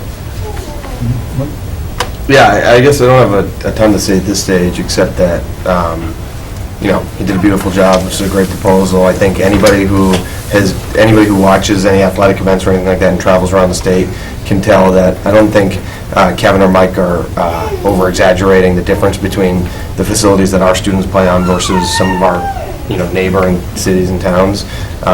Some of them are vastly different. So I think definitely it would be, a benefit to the students playing. I think it's, interesting that there's sort of a dual purpose, because so many of our park and rec athletic sports are played on the school fields. So I think it's a worthwhile endeavor to go through. We're lucky that we got this service for free, so I think we should make the most of it now going forward, since we got that service provided to us. I'd be curious of what is asked of the school committee moving forward. I don't think we are the ones who make the ultimate decision about whether or not we do this. I don't think anyone would disagree that this is a beautiful design that we should explore, whether or not it'd be feasible to move forward with. The issue of the turf, or the synthetic turf versus the natural turf is, obviously a separate conversation. So I guess I don't really have much of value to add right now.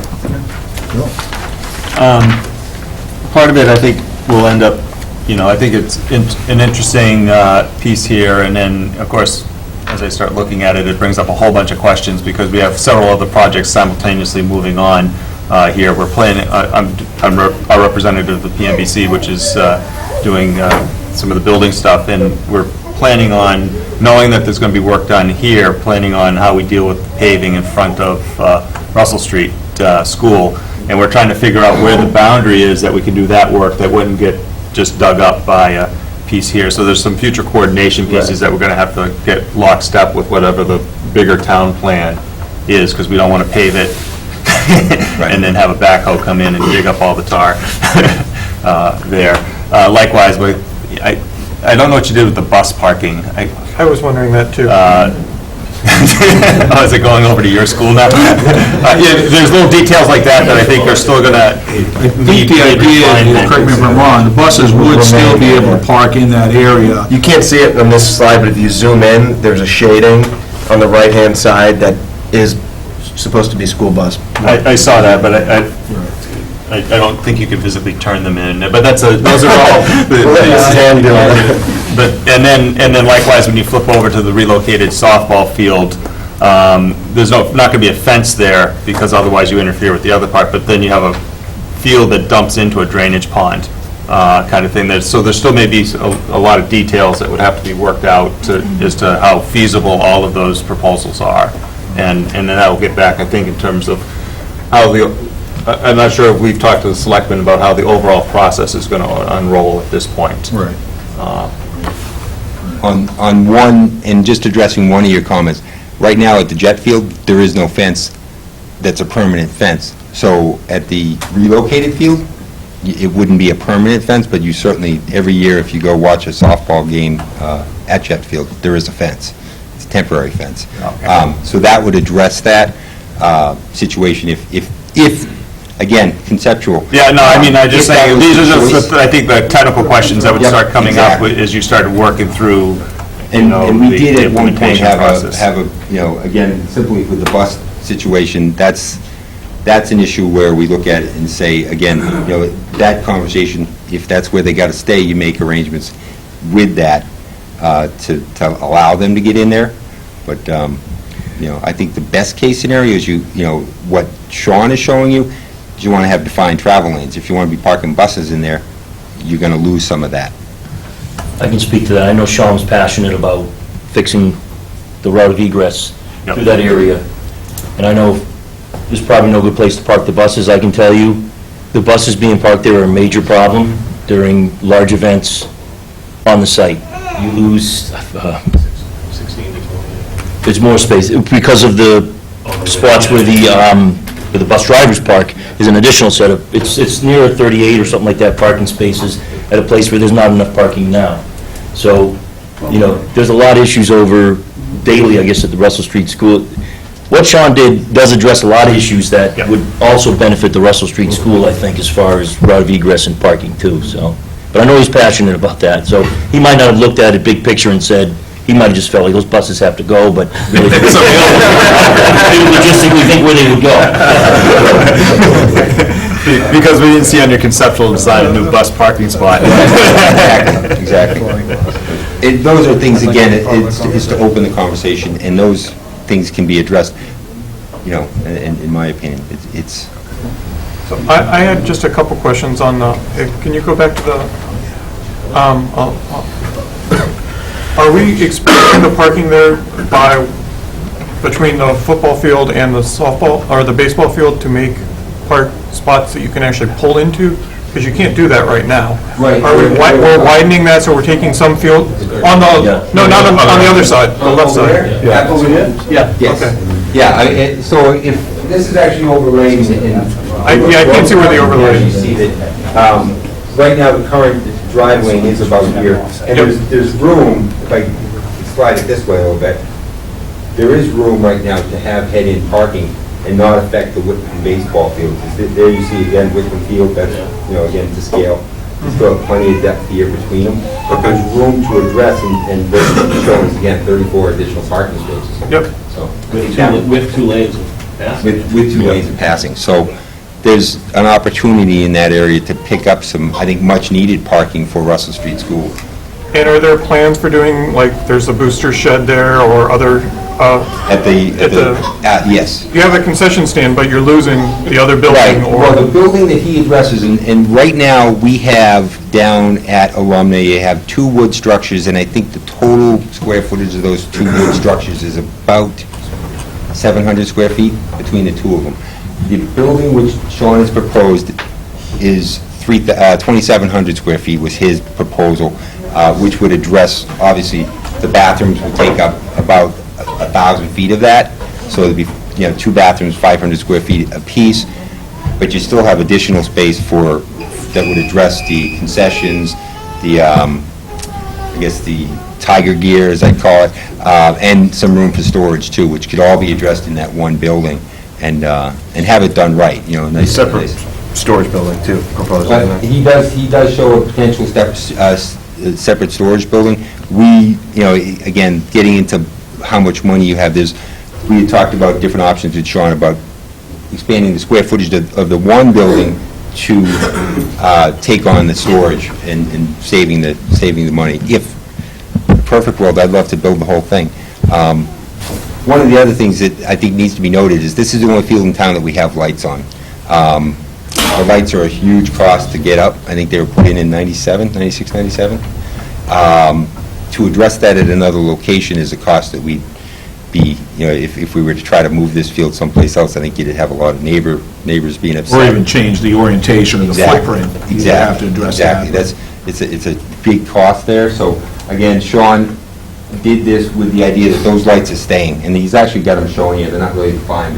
He's got the lights right where they are in place, and they don't move. So everything fits in that area. But You know what the ballpark of that cost might be? Not so that we explore it, Hold but on, just so hold we on, have it in mind. let's, I think, Mark, do you have one more question? I'm good. Okay, sorry, go ahead. for lighting, Yeah.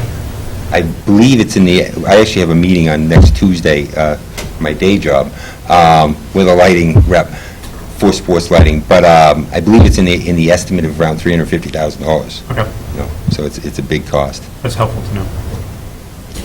All right, yeah, I'd like to thank Sean as well.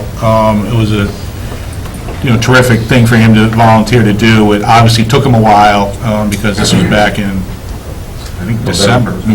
November, when Yeah. I was here? Yeah, November. So it took him a while. He clearly put a lot of thought into it.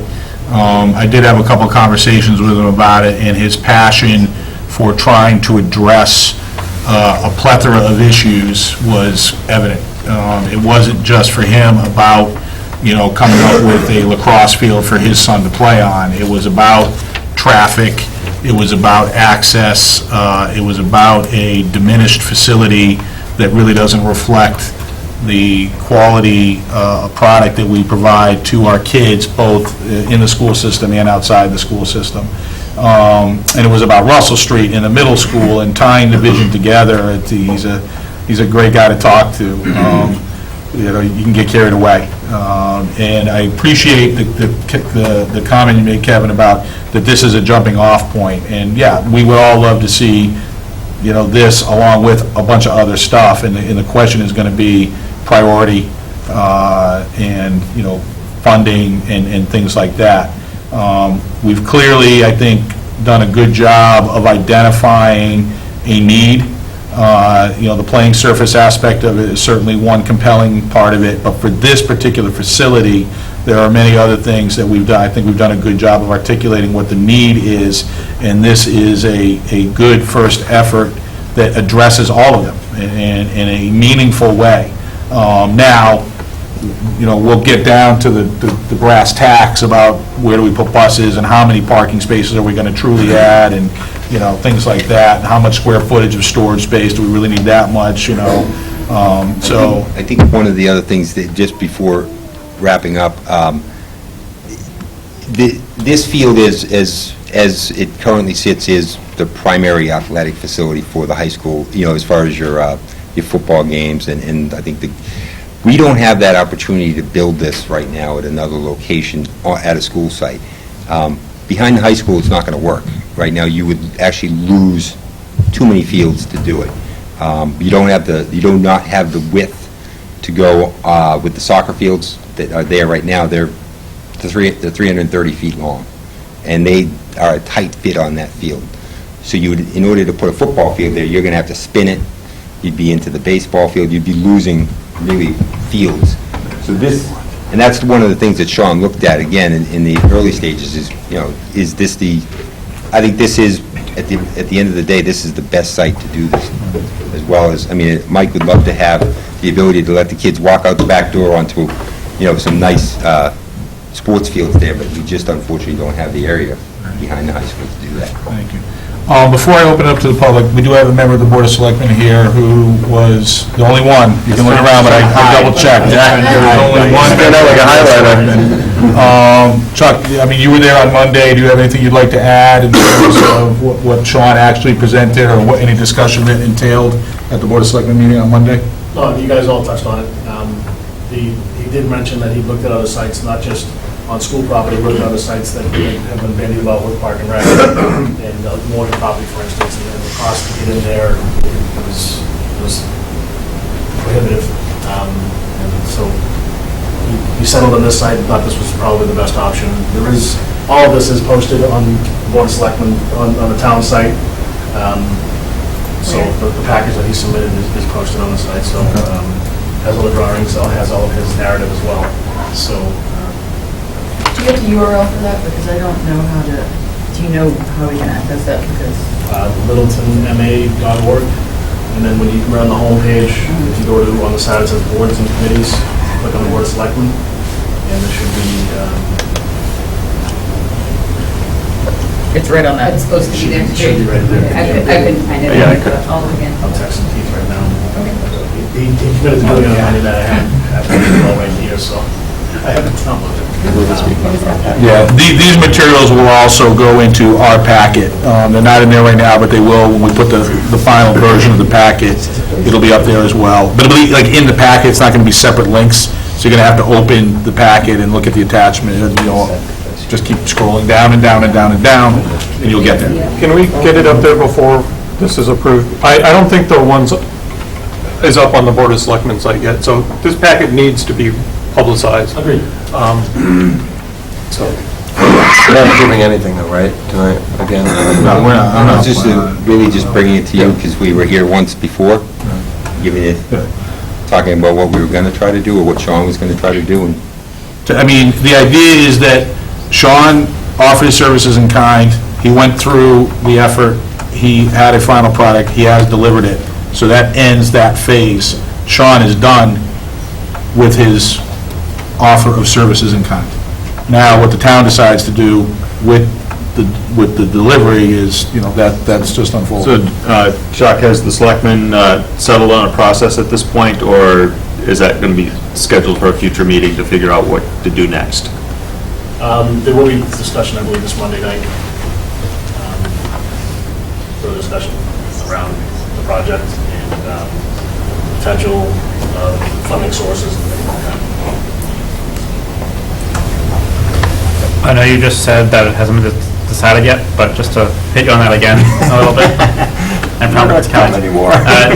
Timeline, from a timeline perspective, if it's something that we're hoping to do this year, or if we've had a conversation there yet? My opinion, or the process the town?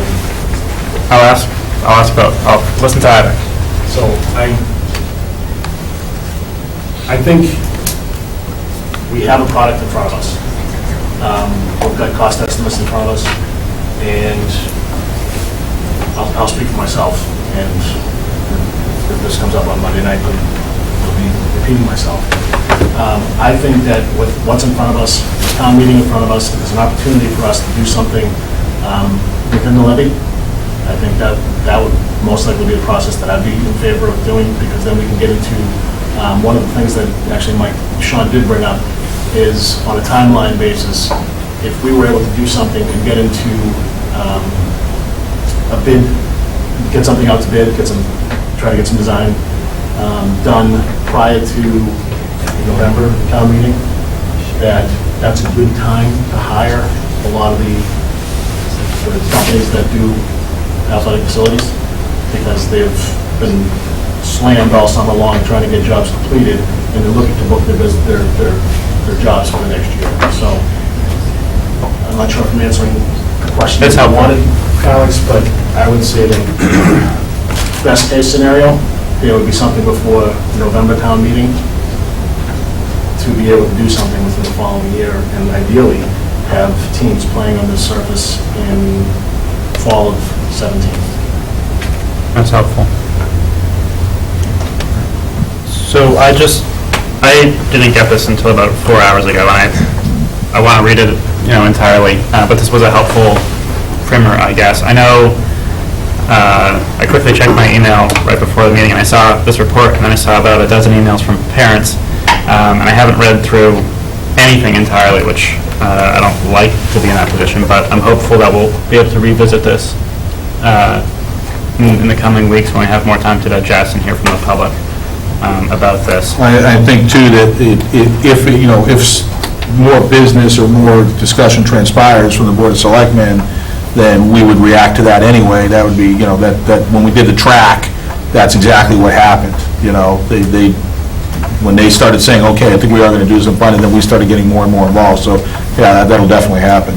And also, I think at that point, there may be determinations made about, you know, well, if we did this, if we didn't do these things, or we change this material list, the cost changes, and until those determinations are made, as Mike said, it's hard to think about exactly what we would talk about right now prior to that. But after that, oh yeah, for sure. You know, I think we'll all have an opinion about it.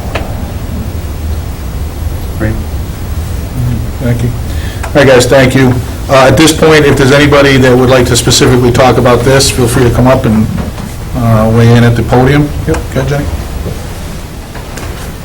Short Shaver's walking up there. I sent a text to Keith, so be on the lookout. Yeah, it's not. Would it be under the minutes or a separate link? Because there's no minutes up on the meeting, that's...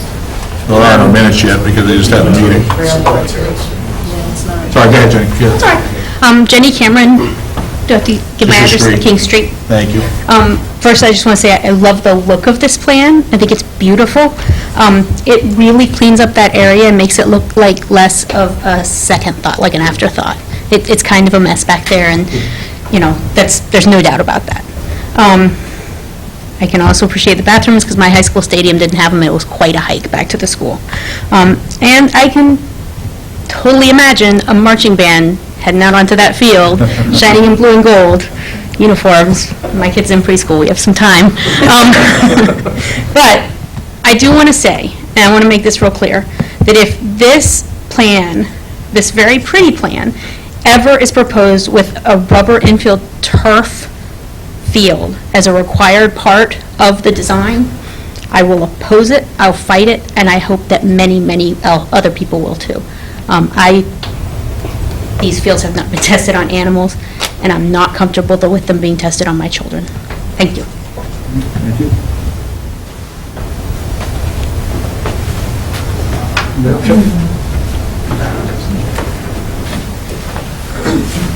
Hi, everyone. Justin McCarthy, Stony Stream Lane. I want to thank Sean for his work. Just a quick question. I was wondering if it would be possible to actually flip the field and the parking lot. I realize that the lights are there, but if we're talking about spending 1 point something on this project, another 20 or 50 grand to move lights, would totally alleviate the problem of having to drive around this field. I'm not sure what the order was, which school or which field came first, but it's lipstick on a pig.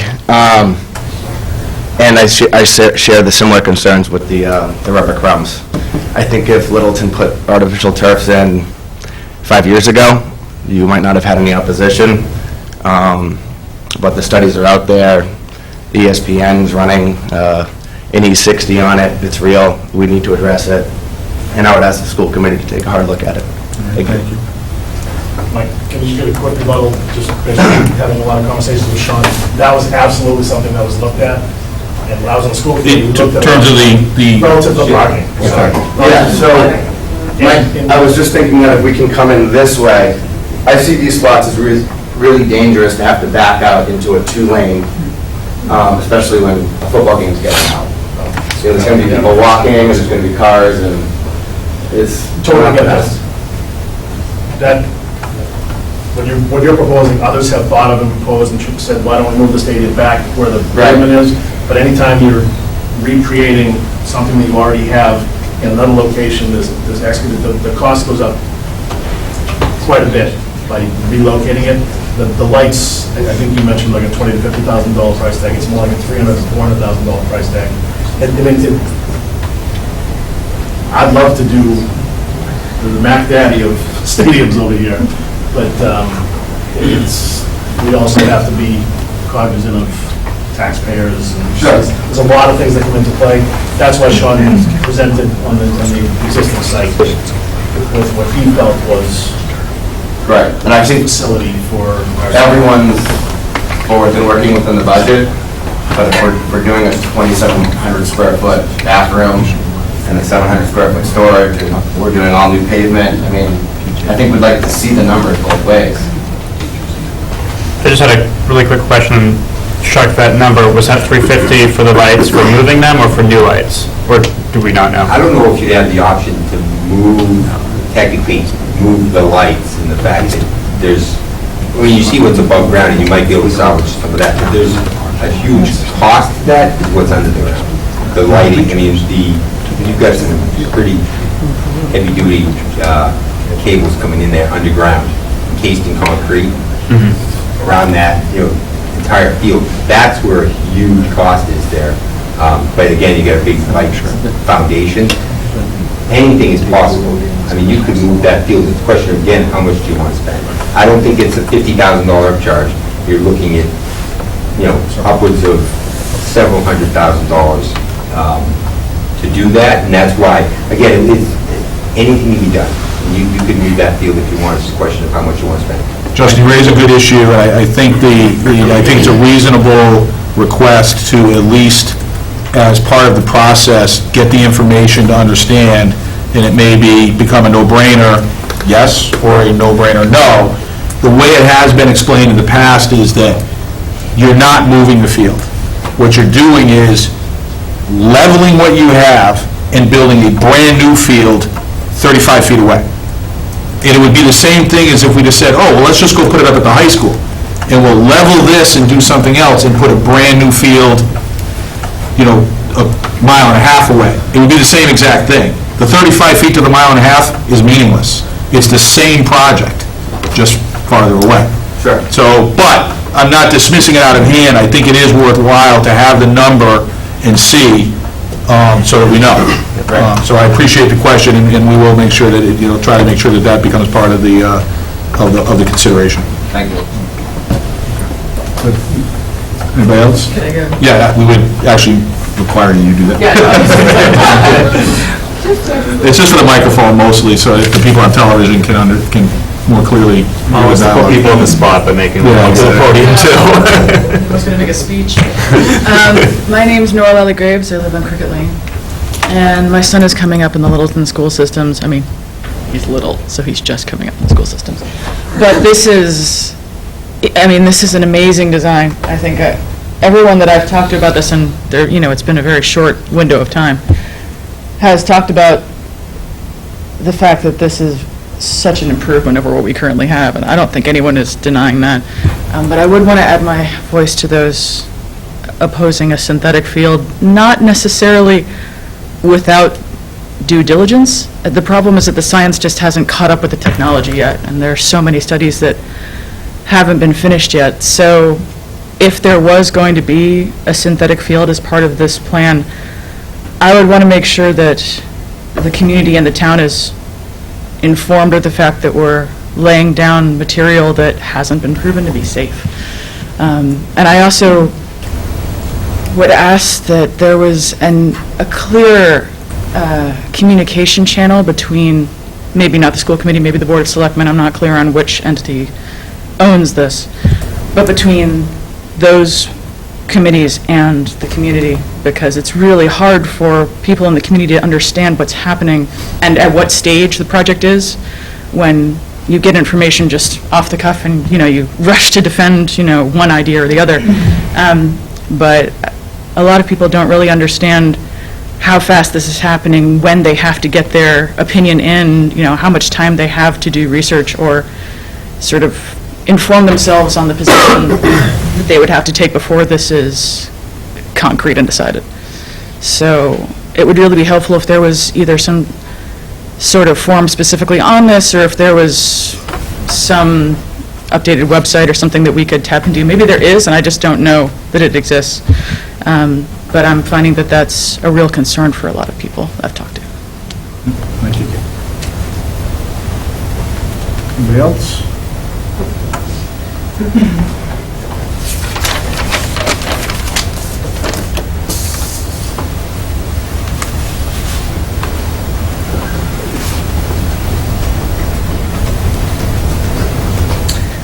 Hi, Jenna Brownson, Harvard Road. My concern, based on the timing of this, is that because the studies are not yet in, the day is going to come that they do come in. And if signs are pointing to concerns about cancer and other illnesses, our town is opening itself up to a potential case of class action lawsuits. And as a lawyer, with my lawyer's hat on, I would hate to see us get to a point where this design is supported for synthetic, and nationally, studies come back about children's health that would then either put the brakes on it, or folks would want to just forge forward because we've come this far already, and have real concerns about the potential litigation going forward. Thank you. Thank you. Anybody else? Yeah, that would be good.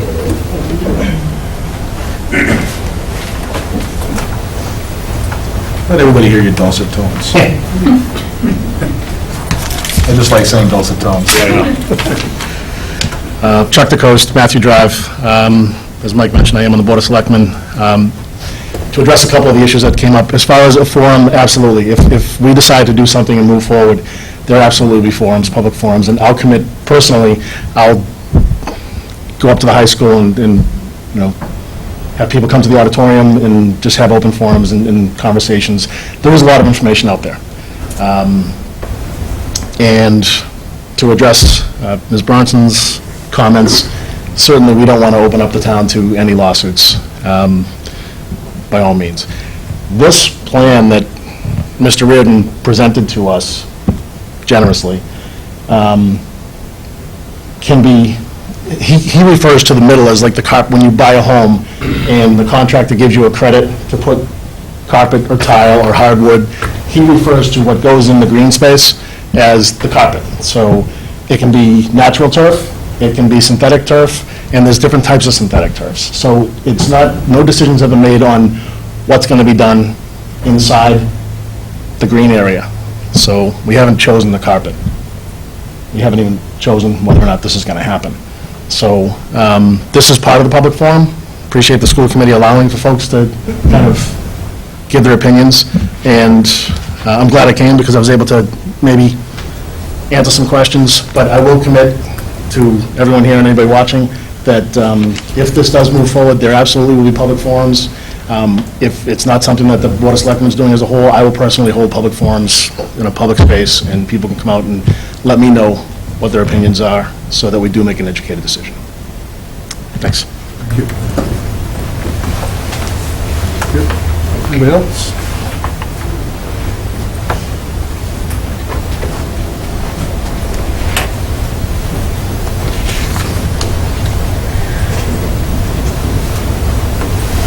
You hear me? I'm kind of short.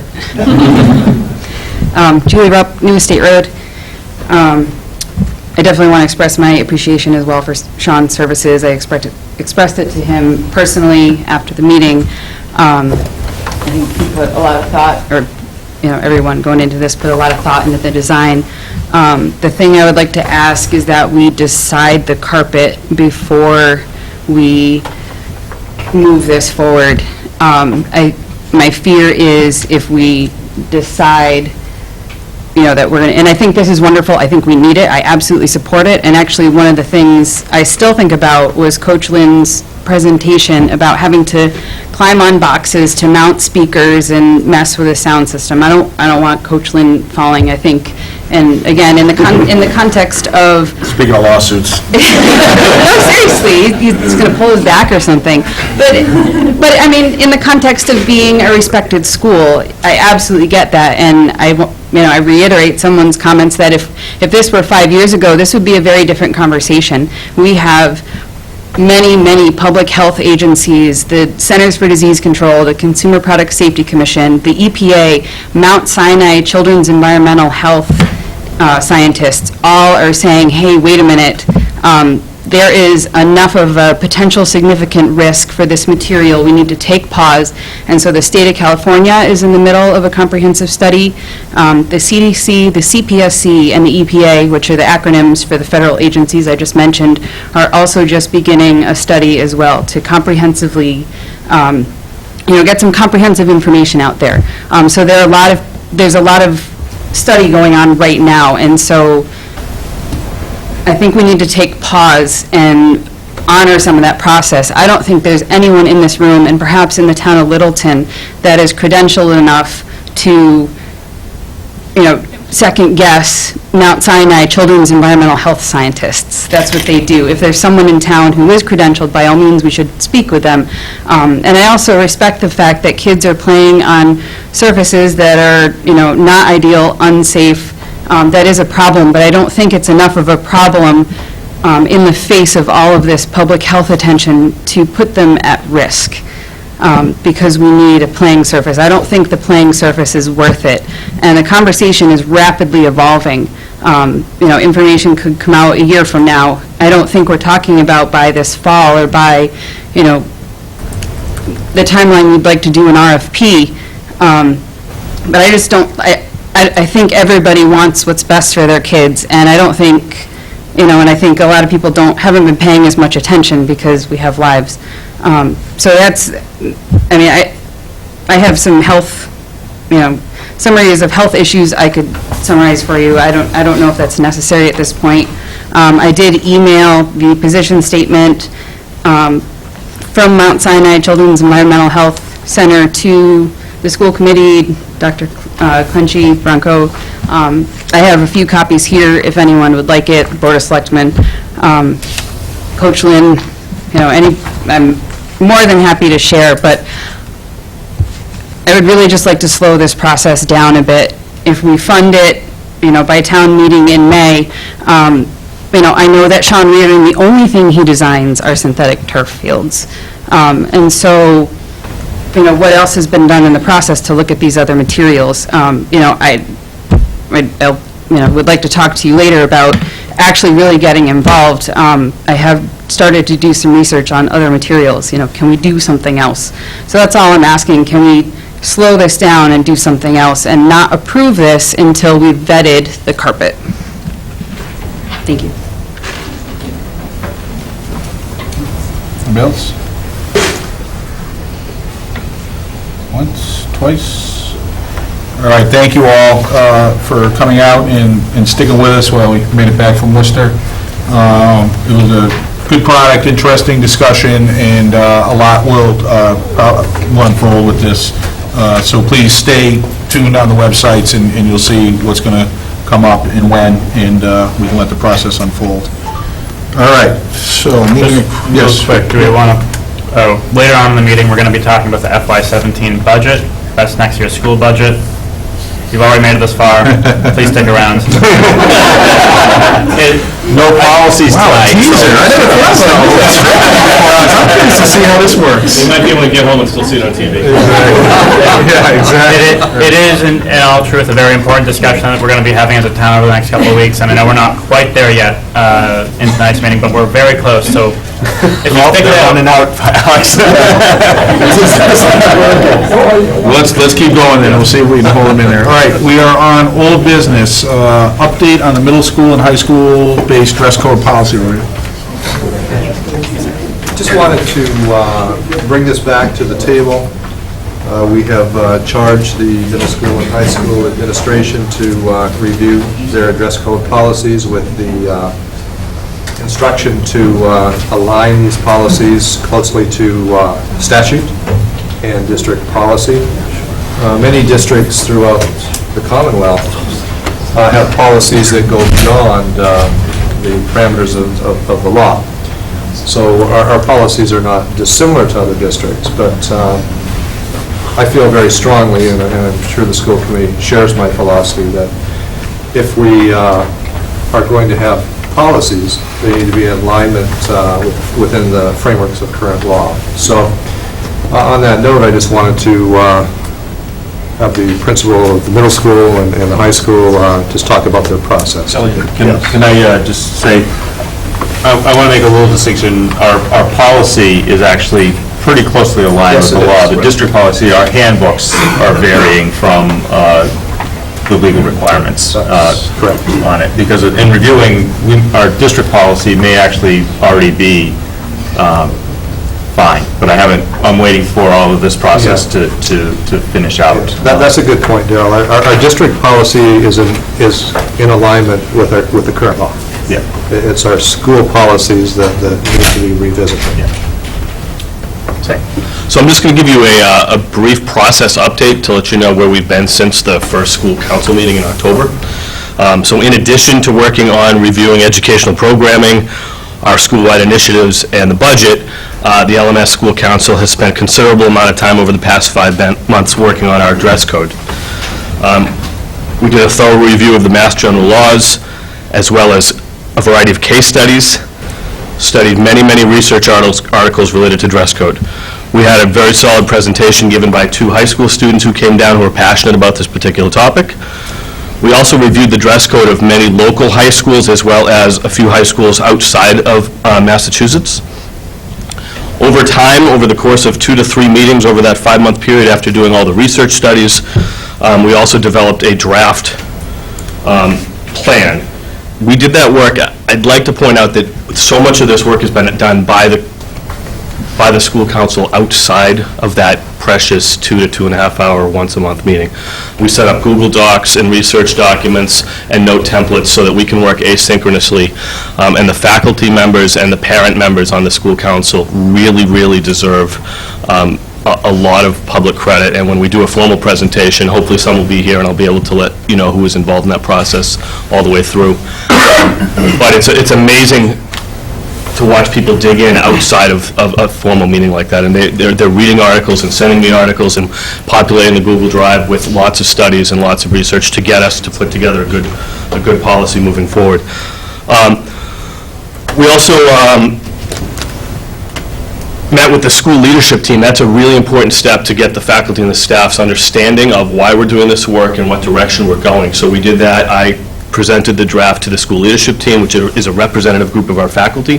They provided us with some sound feedback. I then met with our student council with the help of Ms. Fennebecker and Ms. Dracana, who are advisors for student council, and the kids were fantastic. That's, again, a representative group with kids who are elected from the 3 grade levels to represent their peers, and they actually provided some of the most fascinating feedback out of all. As oftentimes I just say out of the mouth of babes. They interpreted language a certain way. They explained to us how they would apply this authentically, which was a fascinating conversation. So we took the data and the feedback from this student council, as well as the school leadership team, and met again last month, and then we finalized our draft in that meeting based on the feedback from those 2 groups, and then just recently I sent the draft to Darrell to take a look at from a policy standpoint. We're trying to connect our schedules to meet within the next week or so. The superintendent will have the draft in the morning, high school will have the draft in the morning as well, and then we will all have a solid draft to take a look at. And then with the hope of coming to you with this, with these school handbooks like we often do in May or June, whenever that's on the docket.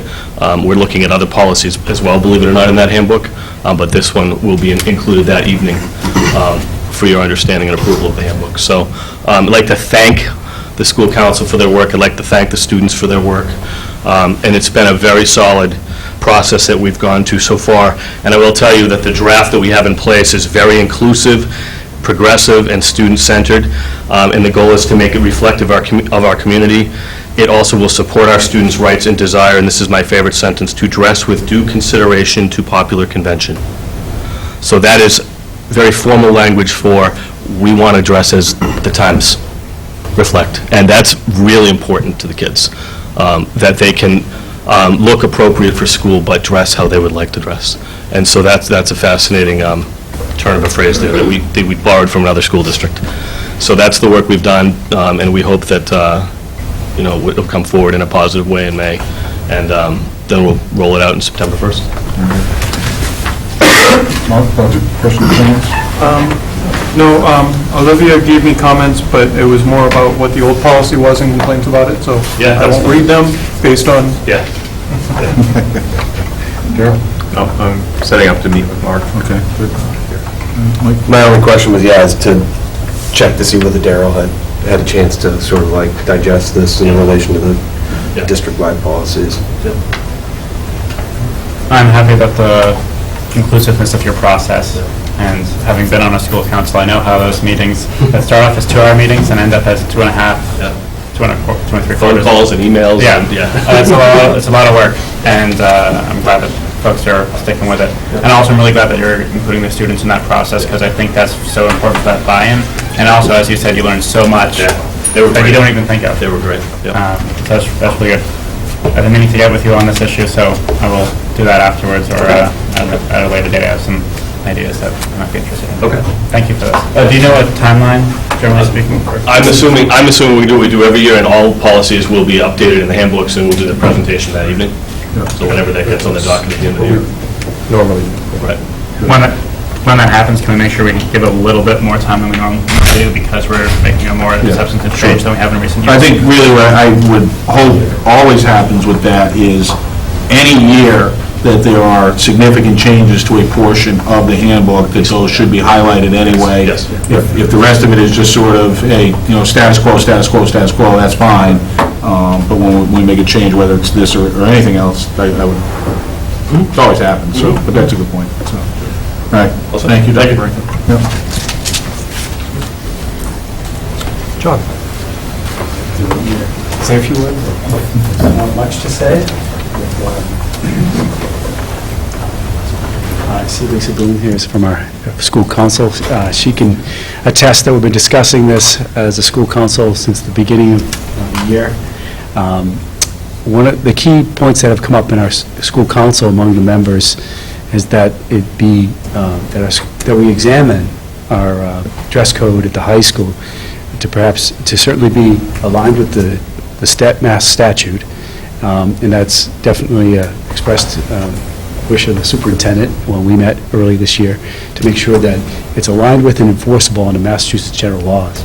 That's a key guiding point for us, and the assistant principal, Keith Camo, and I have discussed this, and we're going to add the Massachusetts general law to our handbook to make sure. It's a very brief citation. It's very brief. There's not much that the statute says about dress code.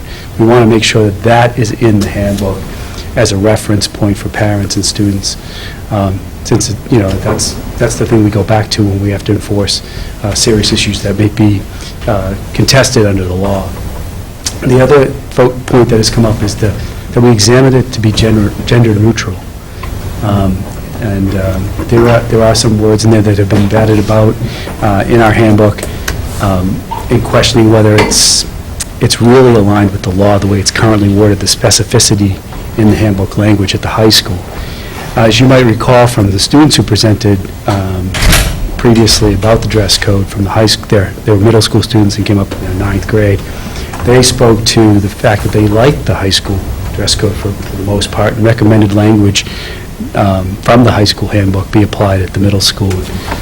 So we're considering that, maintaining our language. The parents have actually, and a number of faculty have said, keep it the way it is. It hasn't been an issue at the high school. We haven't received any complaints. I've been principal for 7 years. I've had no one ever call me about the dress code. Keith's been with me now for almost a year, but even the previous assistant principal, who I worked with for 5 years, and a previous assistant principal for another year, we had no significant issues or complaints about the dress code enforcement. We have had individual students who might contest being called on the dress code, and not so much the handbook language, but we've certainly had, I can recall at least only one vivid example of a student who took a exception to the enforcement of the handbook language, the enforcement of the rule, and we worked that out. We talked about it and worked it out. So I can only recall once in 7 years really having a significant issue where a student actually complained to me about the enforcement of the rule related to dress. That's pretty good, because I can say at a previous school, having been assistant principal for 8 years prior to my arrival here, That wasn't the case. It's been it's been a breeze, really, enforcing the dress code at the high school, because, and we've noticed the change in the dress among high school students. I've noticed that students are dressing much more appropriately, they might say, than they had in previous years, depending on your level of standard, of course. It's sometimes an individual perspective, but certainly, I think appropriate dress that parents would approve of. I've been really pleased in just my observation of how students are conducting themselves in the high school in the past year and how they're dressed, that it seems pretty consistent with how kids are dressing in general. We haven't had any major issues. The process, though, that you asked me to speak to has been on our agenda just about every school council. I think the school council is tired of it because we've been talking about it, making sure that we're giving plenty of time for people to bring in their points of view. We did bring in the two young women from the 9th grade who raised the issue and asked them to come and speak to us, and we've gotten their opinion. But their recommendation is to keep the high school dress code, and you may recall this, to keep it consistent. Well, we want to make sure, and the superintendent, the assistant principal, and the school council is fine with adding the statute. The one thing we want to make sure is that if there's ever a contested case at the high school related to dress, we want to make sure that it's enforceable under the statute. And consistent with our school policy, our school district policy, which is fairly brief, and doesn't say too much with specificity about gendered references or anything like that. So that's the one thing the assistant principal and I have continually brought up to the school council members, parents, faculty, and students, that we really want them to examine anything that's in there that's gender specific, if we could make it, bring more neutral language to our handbook with perhaps a deletion of a sentence or two. The students are fine with it, though, even on the school council. They're fine with the way it is. But a few faculty members have acknowledged that they understand our point of view, and I can recall certainly one of the parents bringing up that they understood our desire to have something that's enforceable under the law, and if it's ever contested, which it has never been so far, and also have something that is gender specific, gender neutral, rather. And so those are my main points. We are looking to see the middle school draft, and then this month, and then bring it to close at the high school. We talked about this, Lisa could attest, bring this to close at our April meeting and have a final recommendation that we can make to the superintendent, to the school committee as handbook language. But we're pretty much, frankly, we're pretty much done at this point. Great. We just have to see the middle school view. Okay. Thank you. Okay. Questions, comments on the high school aspect of it, Mike? No. Good, great, thank you, guys. All right, FY17 budget update. All right, so we have a joint meeting on Monday, this coming Monday. 6:30? 6:30? It says 7:10 on that. They changed it. 6:30. 6:30 at room 103. That's a Board of Selectmen meeting, right, that we're all going to be at? So it's a Board of Selectmen meeting we're all going to be at. And it's sort of the next time that we're all going to get together. We've been, as the Budget Subcommittee has been working with the town admin team, finance team, to finalize our budget request and work on supplying them with data to sort of verify where the request is coming from and to fit it into the spreadsheet models that they're using, that they're going to use to be able to work with the FinCom and present to the FinCom and the Board of Selectmen. That my assumption is, in terms of historically how this has gone, once we are able to finalize the budget request from the schools and all the other town departments, we can then start to get down to the nitty-gritty of how much of the ask do we think we can afford relative to where we think revenues, the levy, local aid, and things like that are, so that we can start to figure out, do we need to reduce it? How much do we need to reduce it? Where do we think the points of emphasis are in terms of opportunities for reducing it? Or if not necessarily reducing it, making determinations about the best way to fund it, or some combination thereof. So I'm hoping that on Monday night, that becomes the next step in the process, because we have a good handle from a budget subcommittee perspective on, we're at about projected $1.1 million increase over FY16. So now we just need to get our arms around, how feasible do we think that is? I do know that the selectmen have had some discussions about how much they want to increase the levy, because there is a reasonable amount of new growth in the tax base that they want to take advantage of, but there may also be conceivably an opportunity to maybe not raise the levy the whole way, the whole 2.5%, the maximum that it can be raised without an override process. So that needs to get sorted out. I mean, we really can't make a determination about how close we are to being able to fund the overall request until we get a good idea of how much they're willing to raise the levy. So I believe that will be a significant part of the discussion on Monday night. So I will be there. I don't see any reason why I won't be able to be there. I believe the girls' team is playing on Monday, but they're playing at some cockamamie 2:15 in the afternoon time. I think there's 8 games that are going to get played that day between boys and girls. So the girls' game is at 2:15, so I won't have to sprint back from Worcester. I will make it back from Worcester. So I would, obviously, anybody can be there. I would ask to be there. Alex, any thoughts or comments relative to that? I'll be there. I'm glad that we're having this conversation. I know it's a little late in the budget cycle for this, but it's we've been going through the motions with the town staff and the town boards, and trying to get to our number. Normally we have our budget presentation this meeting. We've postponed it 2 weeks because of that, because we're operating on a little bit of a later timeline. That's not because we didn't start as early as we normally do, it's just because it's taking a little longer this year, and hopefully that'll be resolved in the next 2 weeks so that we can give a presentation. We'll give a presentation either way, resolution or not, but hopefully we'll have a resolution by the time we meet next. Are we also planning on making our own packet for Monday night's meeting? Yeah, we're going to, I think what we'd like to do is maybe sit down tomorrow and just think about the materials we want to bring with us on Monday, and just formally submit those to the chairman of the Finance Committee and the chairman of the Board of Selectmen, and then obviously we'll all get CC'd on it along with the members of those two boards. So if we can make some time for that tomorrow, let's do that. Yeah, it would be probably late morning or early afternoon would be better. I have a couple hours still to do for that stuff that we talked about All today. right, so we'll get on that and deal with that, but that would be the goal, is to get that stuff out. I mean, that's typically Bonnie Holston, is that, on Friday afternoon, she releases the documents that she's going to have available at those meetings, so we'll follow suit. And then... And the reason for that is because sometimes in past years, we'll go to the selectmen and they'll be looking at one sheet of documents and we'll be looking at a different set of documents, and we're not looking at the same thing. So this will hopefully ease that process a bit.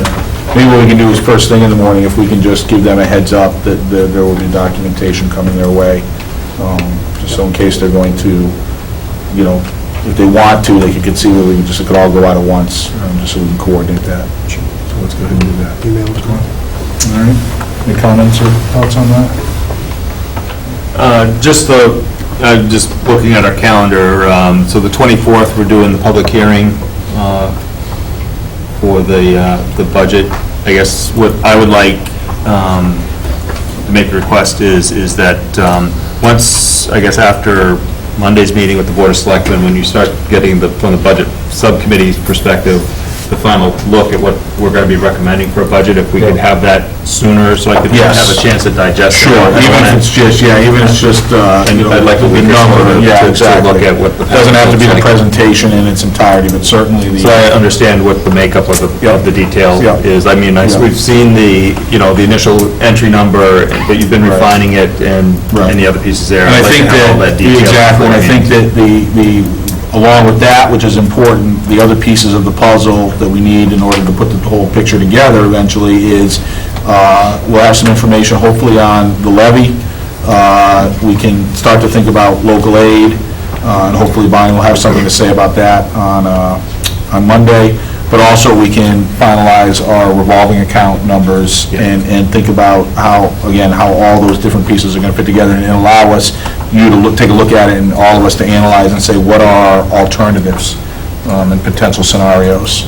so that we can have a good, robust discussion on the 24th about, what different solutions and costs and benefits are. to one choice So or my another. request, I guess, of looking at it is I'm not looking for the 600 line item detailed budget, but one level deeper than the 8 cost center pieces there, so I could have just a little bit more perspective. And I'm not going to quiz your math, but I'd like to make sure I can answer questions and have questions posed about where our costs are coming from. And one of the operating one-pager that we use during budget setting day throughout the year is essentially a sheet that shows where the changes are year to year, what's up, what's down, and what the net is relative to FY16 or whatever the previous year was, and then where that money is coming from, and then a breakdown of the revolving funds. And it's pretty straightforward, so I think we should do that budget information that you requested, but I think also including that is a pretty straightforward, easy cheat sheet to those sorts of questions. Thank you. Good. All right, great, thank you. Before we leave old business, can we have an update on the high school in the flooding? Oh, good. Yeah. Good idea. That's old news to us now, but yes, it's important that we probably talk about that's old that. business, not new So, business. well, yeah, There's also, progress is being made. We've started the reconstruction of the walls, the ceiling tiles have all been replaced. We're working on cleaning floors and scrubbing floors that were water stained and damaged. The contractors are in now fixing the drywall and the insulation and patching and painting. We're in the final process of getting the equipment list together. We'll replace those orders for the laptops hopefully tomorrow or very soon. Dr. Hogan is still finalizing and making sure he's got everything. The insurance company is on board with all of the quotes and everything what we've received so far, so that's good. That's really good. Yeah, I mean, we're up to,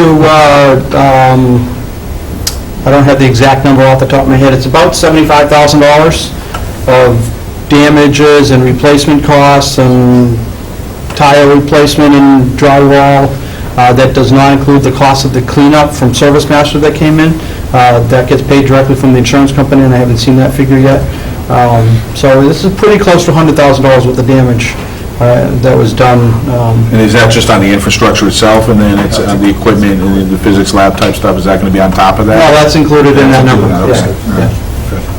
So, we plan to have, I'm not exactly sure where we're at, but we hope to have Dr. Hogan back in his physics lab either This week or... either this week or early next week. We're that close to getting the room done. The contracts are in yesterday and today. They'll be in over the weekend doing some painting, and the custodians are scrubbing the floors and cleaning the floors, and so. Thank you. Yeah. Thanks, Mark. All right, any other old business? Okay. Last shot for interested citizens. You don't really want it. Listen, I gotta read it, it's right in front of me.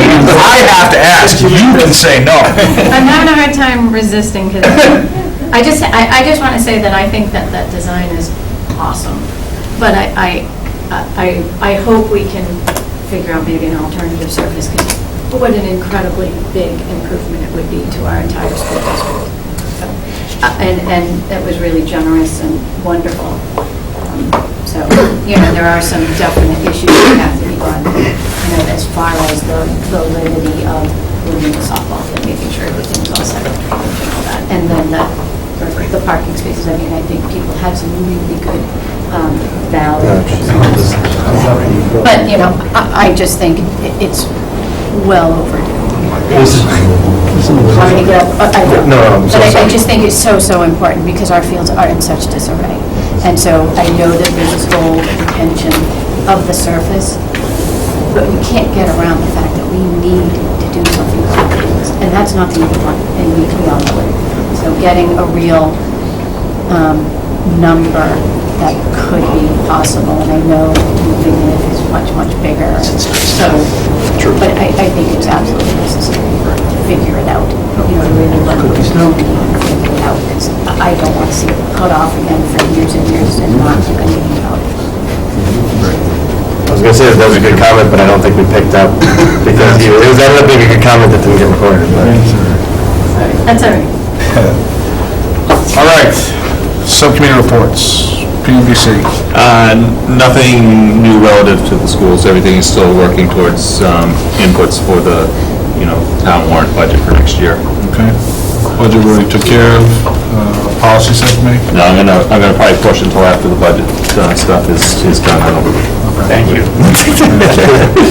All right, so just to reiterate, we have our joint meeting Monday, March 14th. That's this coming Monday, 6:30, room 103, with the Finance Committee and the Board of Selectmen.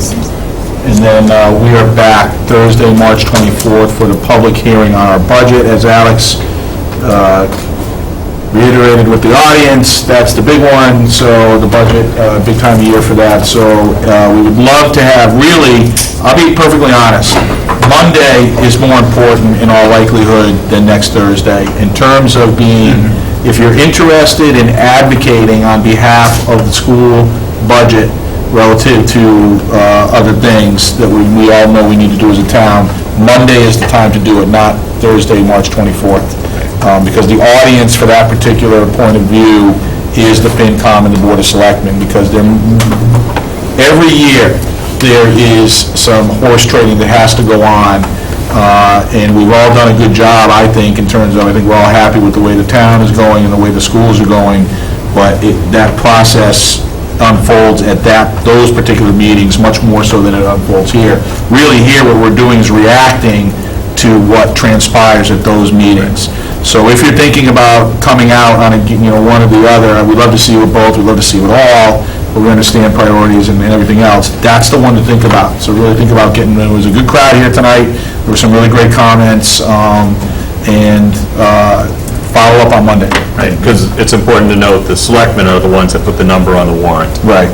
We're advocating for an amount, and that process will continue Monday night, but they're the ones that will put the actual dollar amount on the warrant. And without question, this is the first year in the 10 years that I've been involved that there's ever been a discussion about should we raise the levy by the whole 2.5%. I mean, it's always discussed, at least in making sure that people understand why we're going up the whole 2.5%, but it's also almost always been a de facto, we know we're going to go. The question is just, this is why we have to go, and it's always been explained, and I'm not trying to be cavalier about it, but the fact that we're actually going to have a legitimate discussion about are we going to go all the way up to 2.5 that's a reason to be there, weigh in, and think about and listen to why we think we might be able to do it and what the trade-offs would be. That's going to happen on Monday. So that's a meeting that everybody that's interested should really try to be at. So, thank you. At 6:30. At 6:30, at room 103. Yeah. When we change the agenda, or we change the packet, rather to include the presentation, maybe we can change that time as well. We can do that. That decision, Lisa, was made at 4:30 today. No, I'm just saying, that, 7:10. I'm going to be there, and I actually put in my calendar wrong. But we will change the... But I think it would be nice to get other people, and I hate for them to come late. All right. Anything else? Anyone? Thank you for your indulgence in letting me come late tonight. I'd like to thank LCTV. Mark Croy has gone down to Worcester 3 nights this week. Monday, the boys played in the semifinals. Tuesday, the girls played in the semifinals. Thursday, the girls played in the championship game. Sounds like Navy's going to have to go down to the DCU on Monday afternoon. We'll see what he's thinking. But it's a big effort for him to do that, but it's a terrific thing to be a part of. And we get a lot of feedback from the community about how much it enhances their experience, especially for the parents, for the kids who are playing. They'll go back and get to watch it on tape and get a DVD of it. So it's really worthwhile. It's fun to do, but I think it's really worthwhile, so I appreciate your indulgence. And congratulations to the girls' basketball team for their district championship. Do we need an executive session? No, we did not. Mike, when they watch it on TV, do they mute it? Put on the radio broadcast? No, that was bad. I'll make a motion to adjourn. Motion made and seconded. Any discussion? All those in favor? Aye. Thank you, everybody.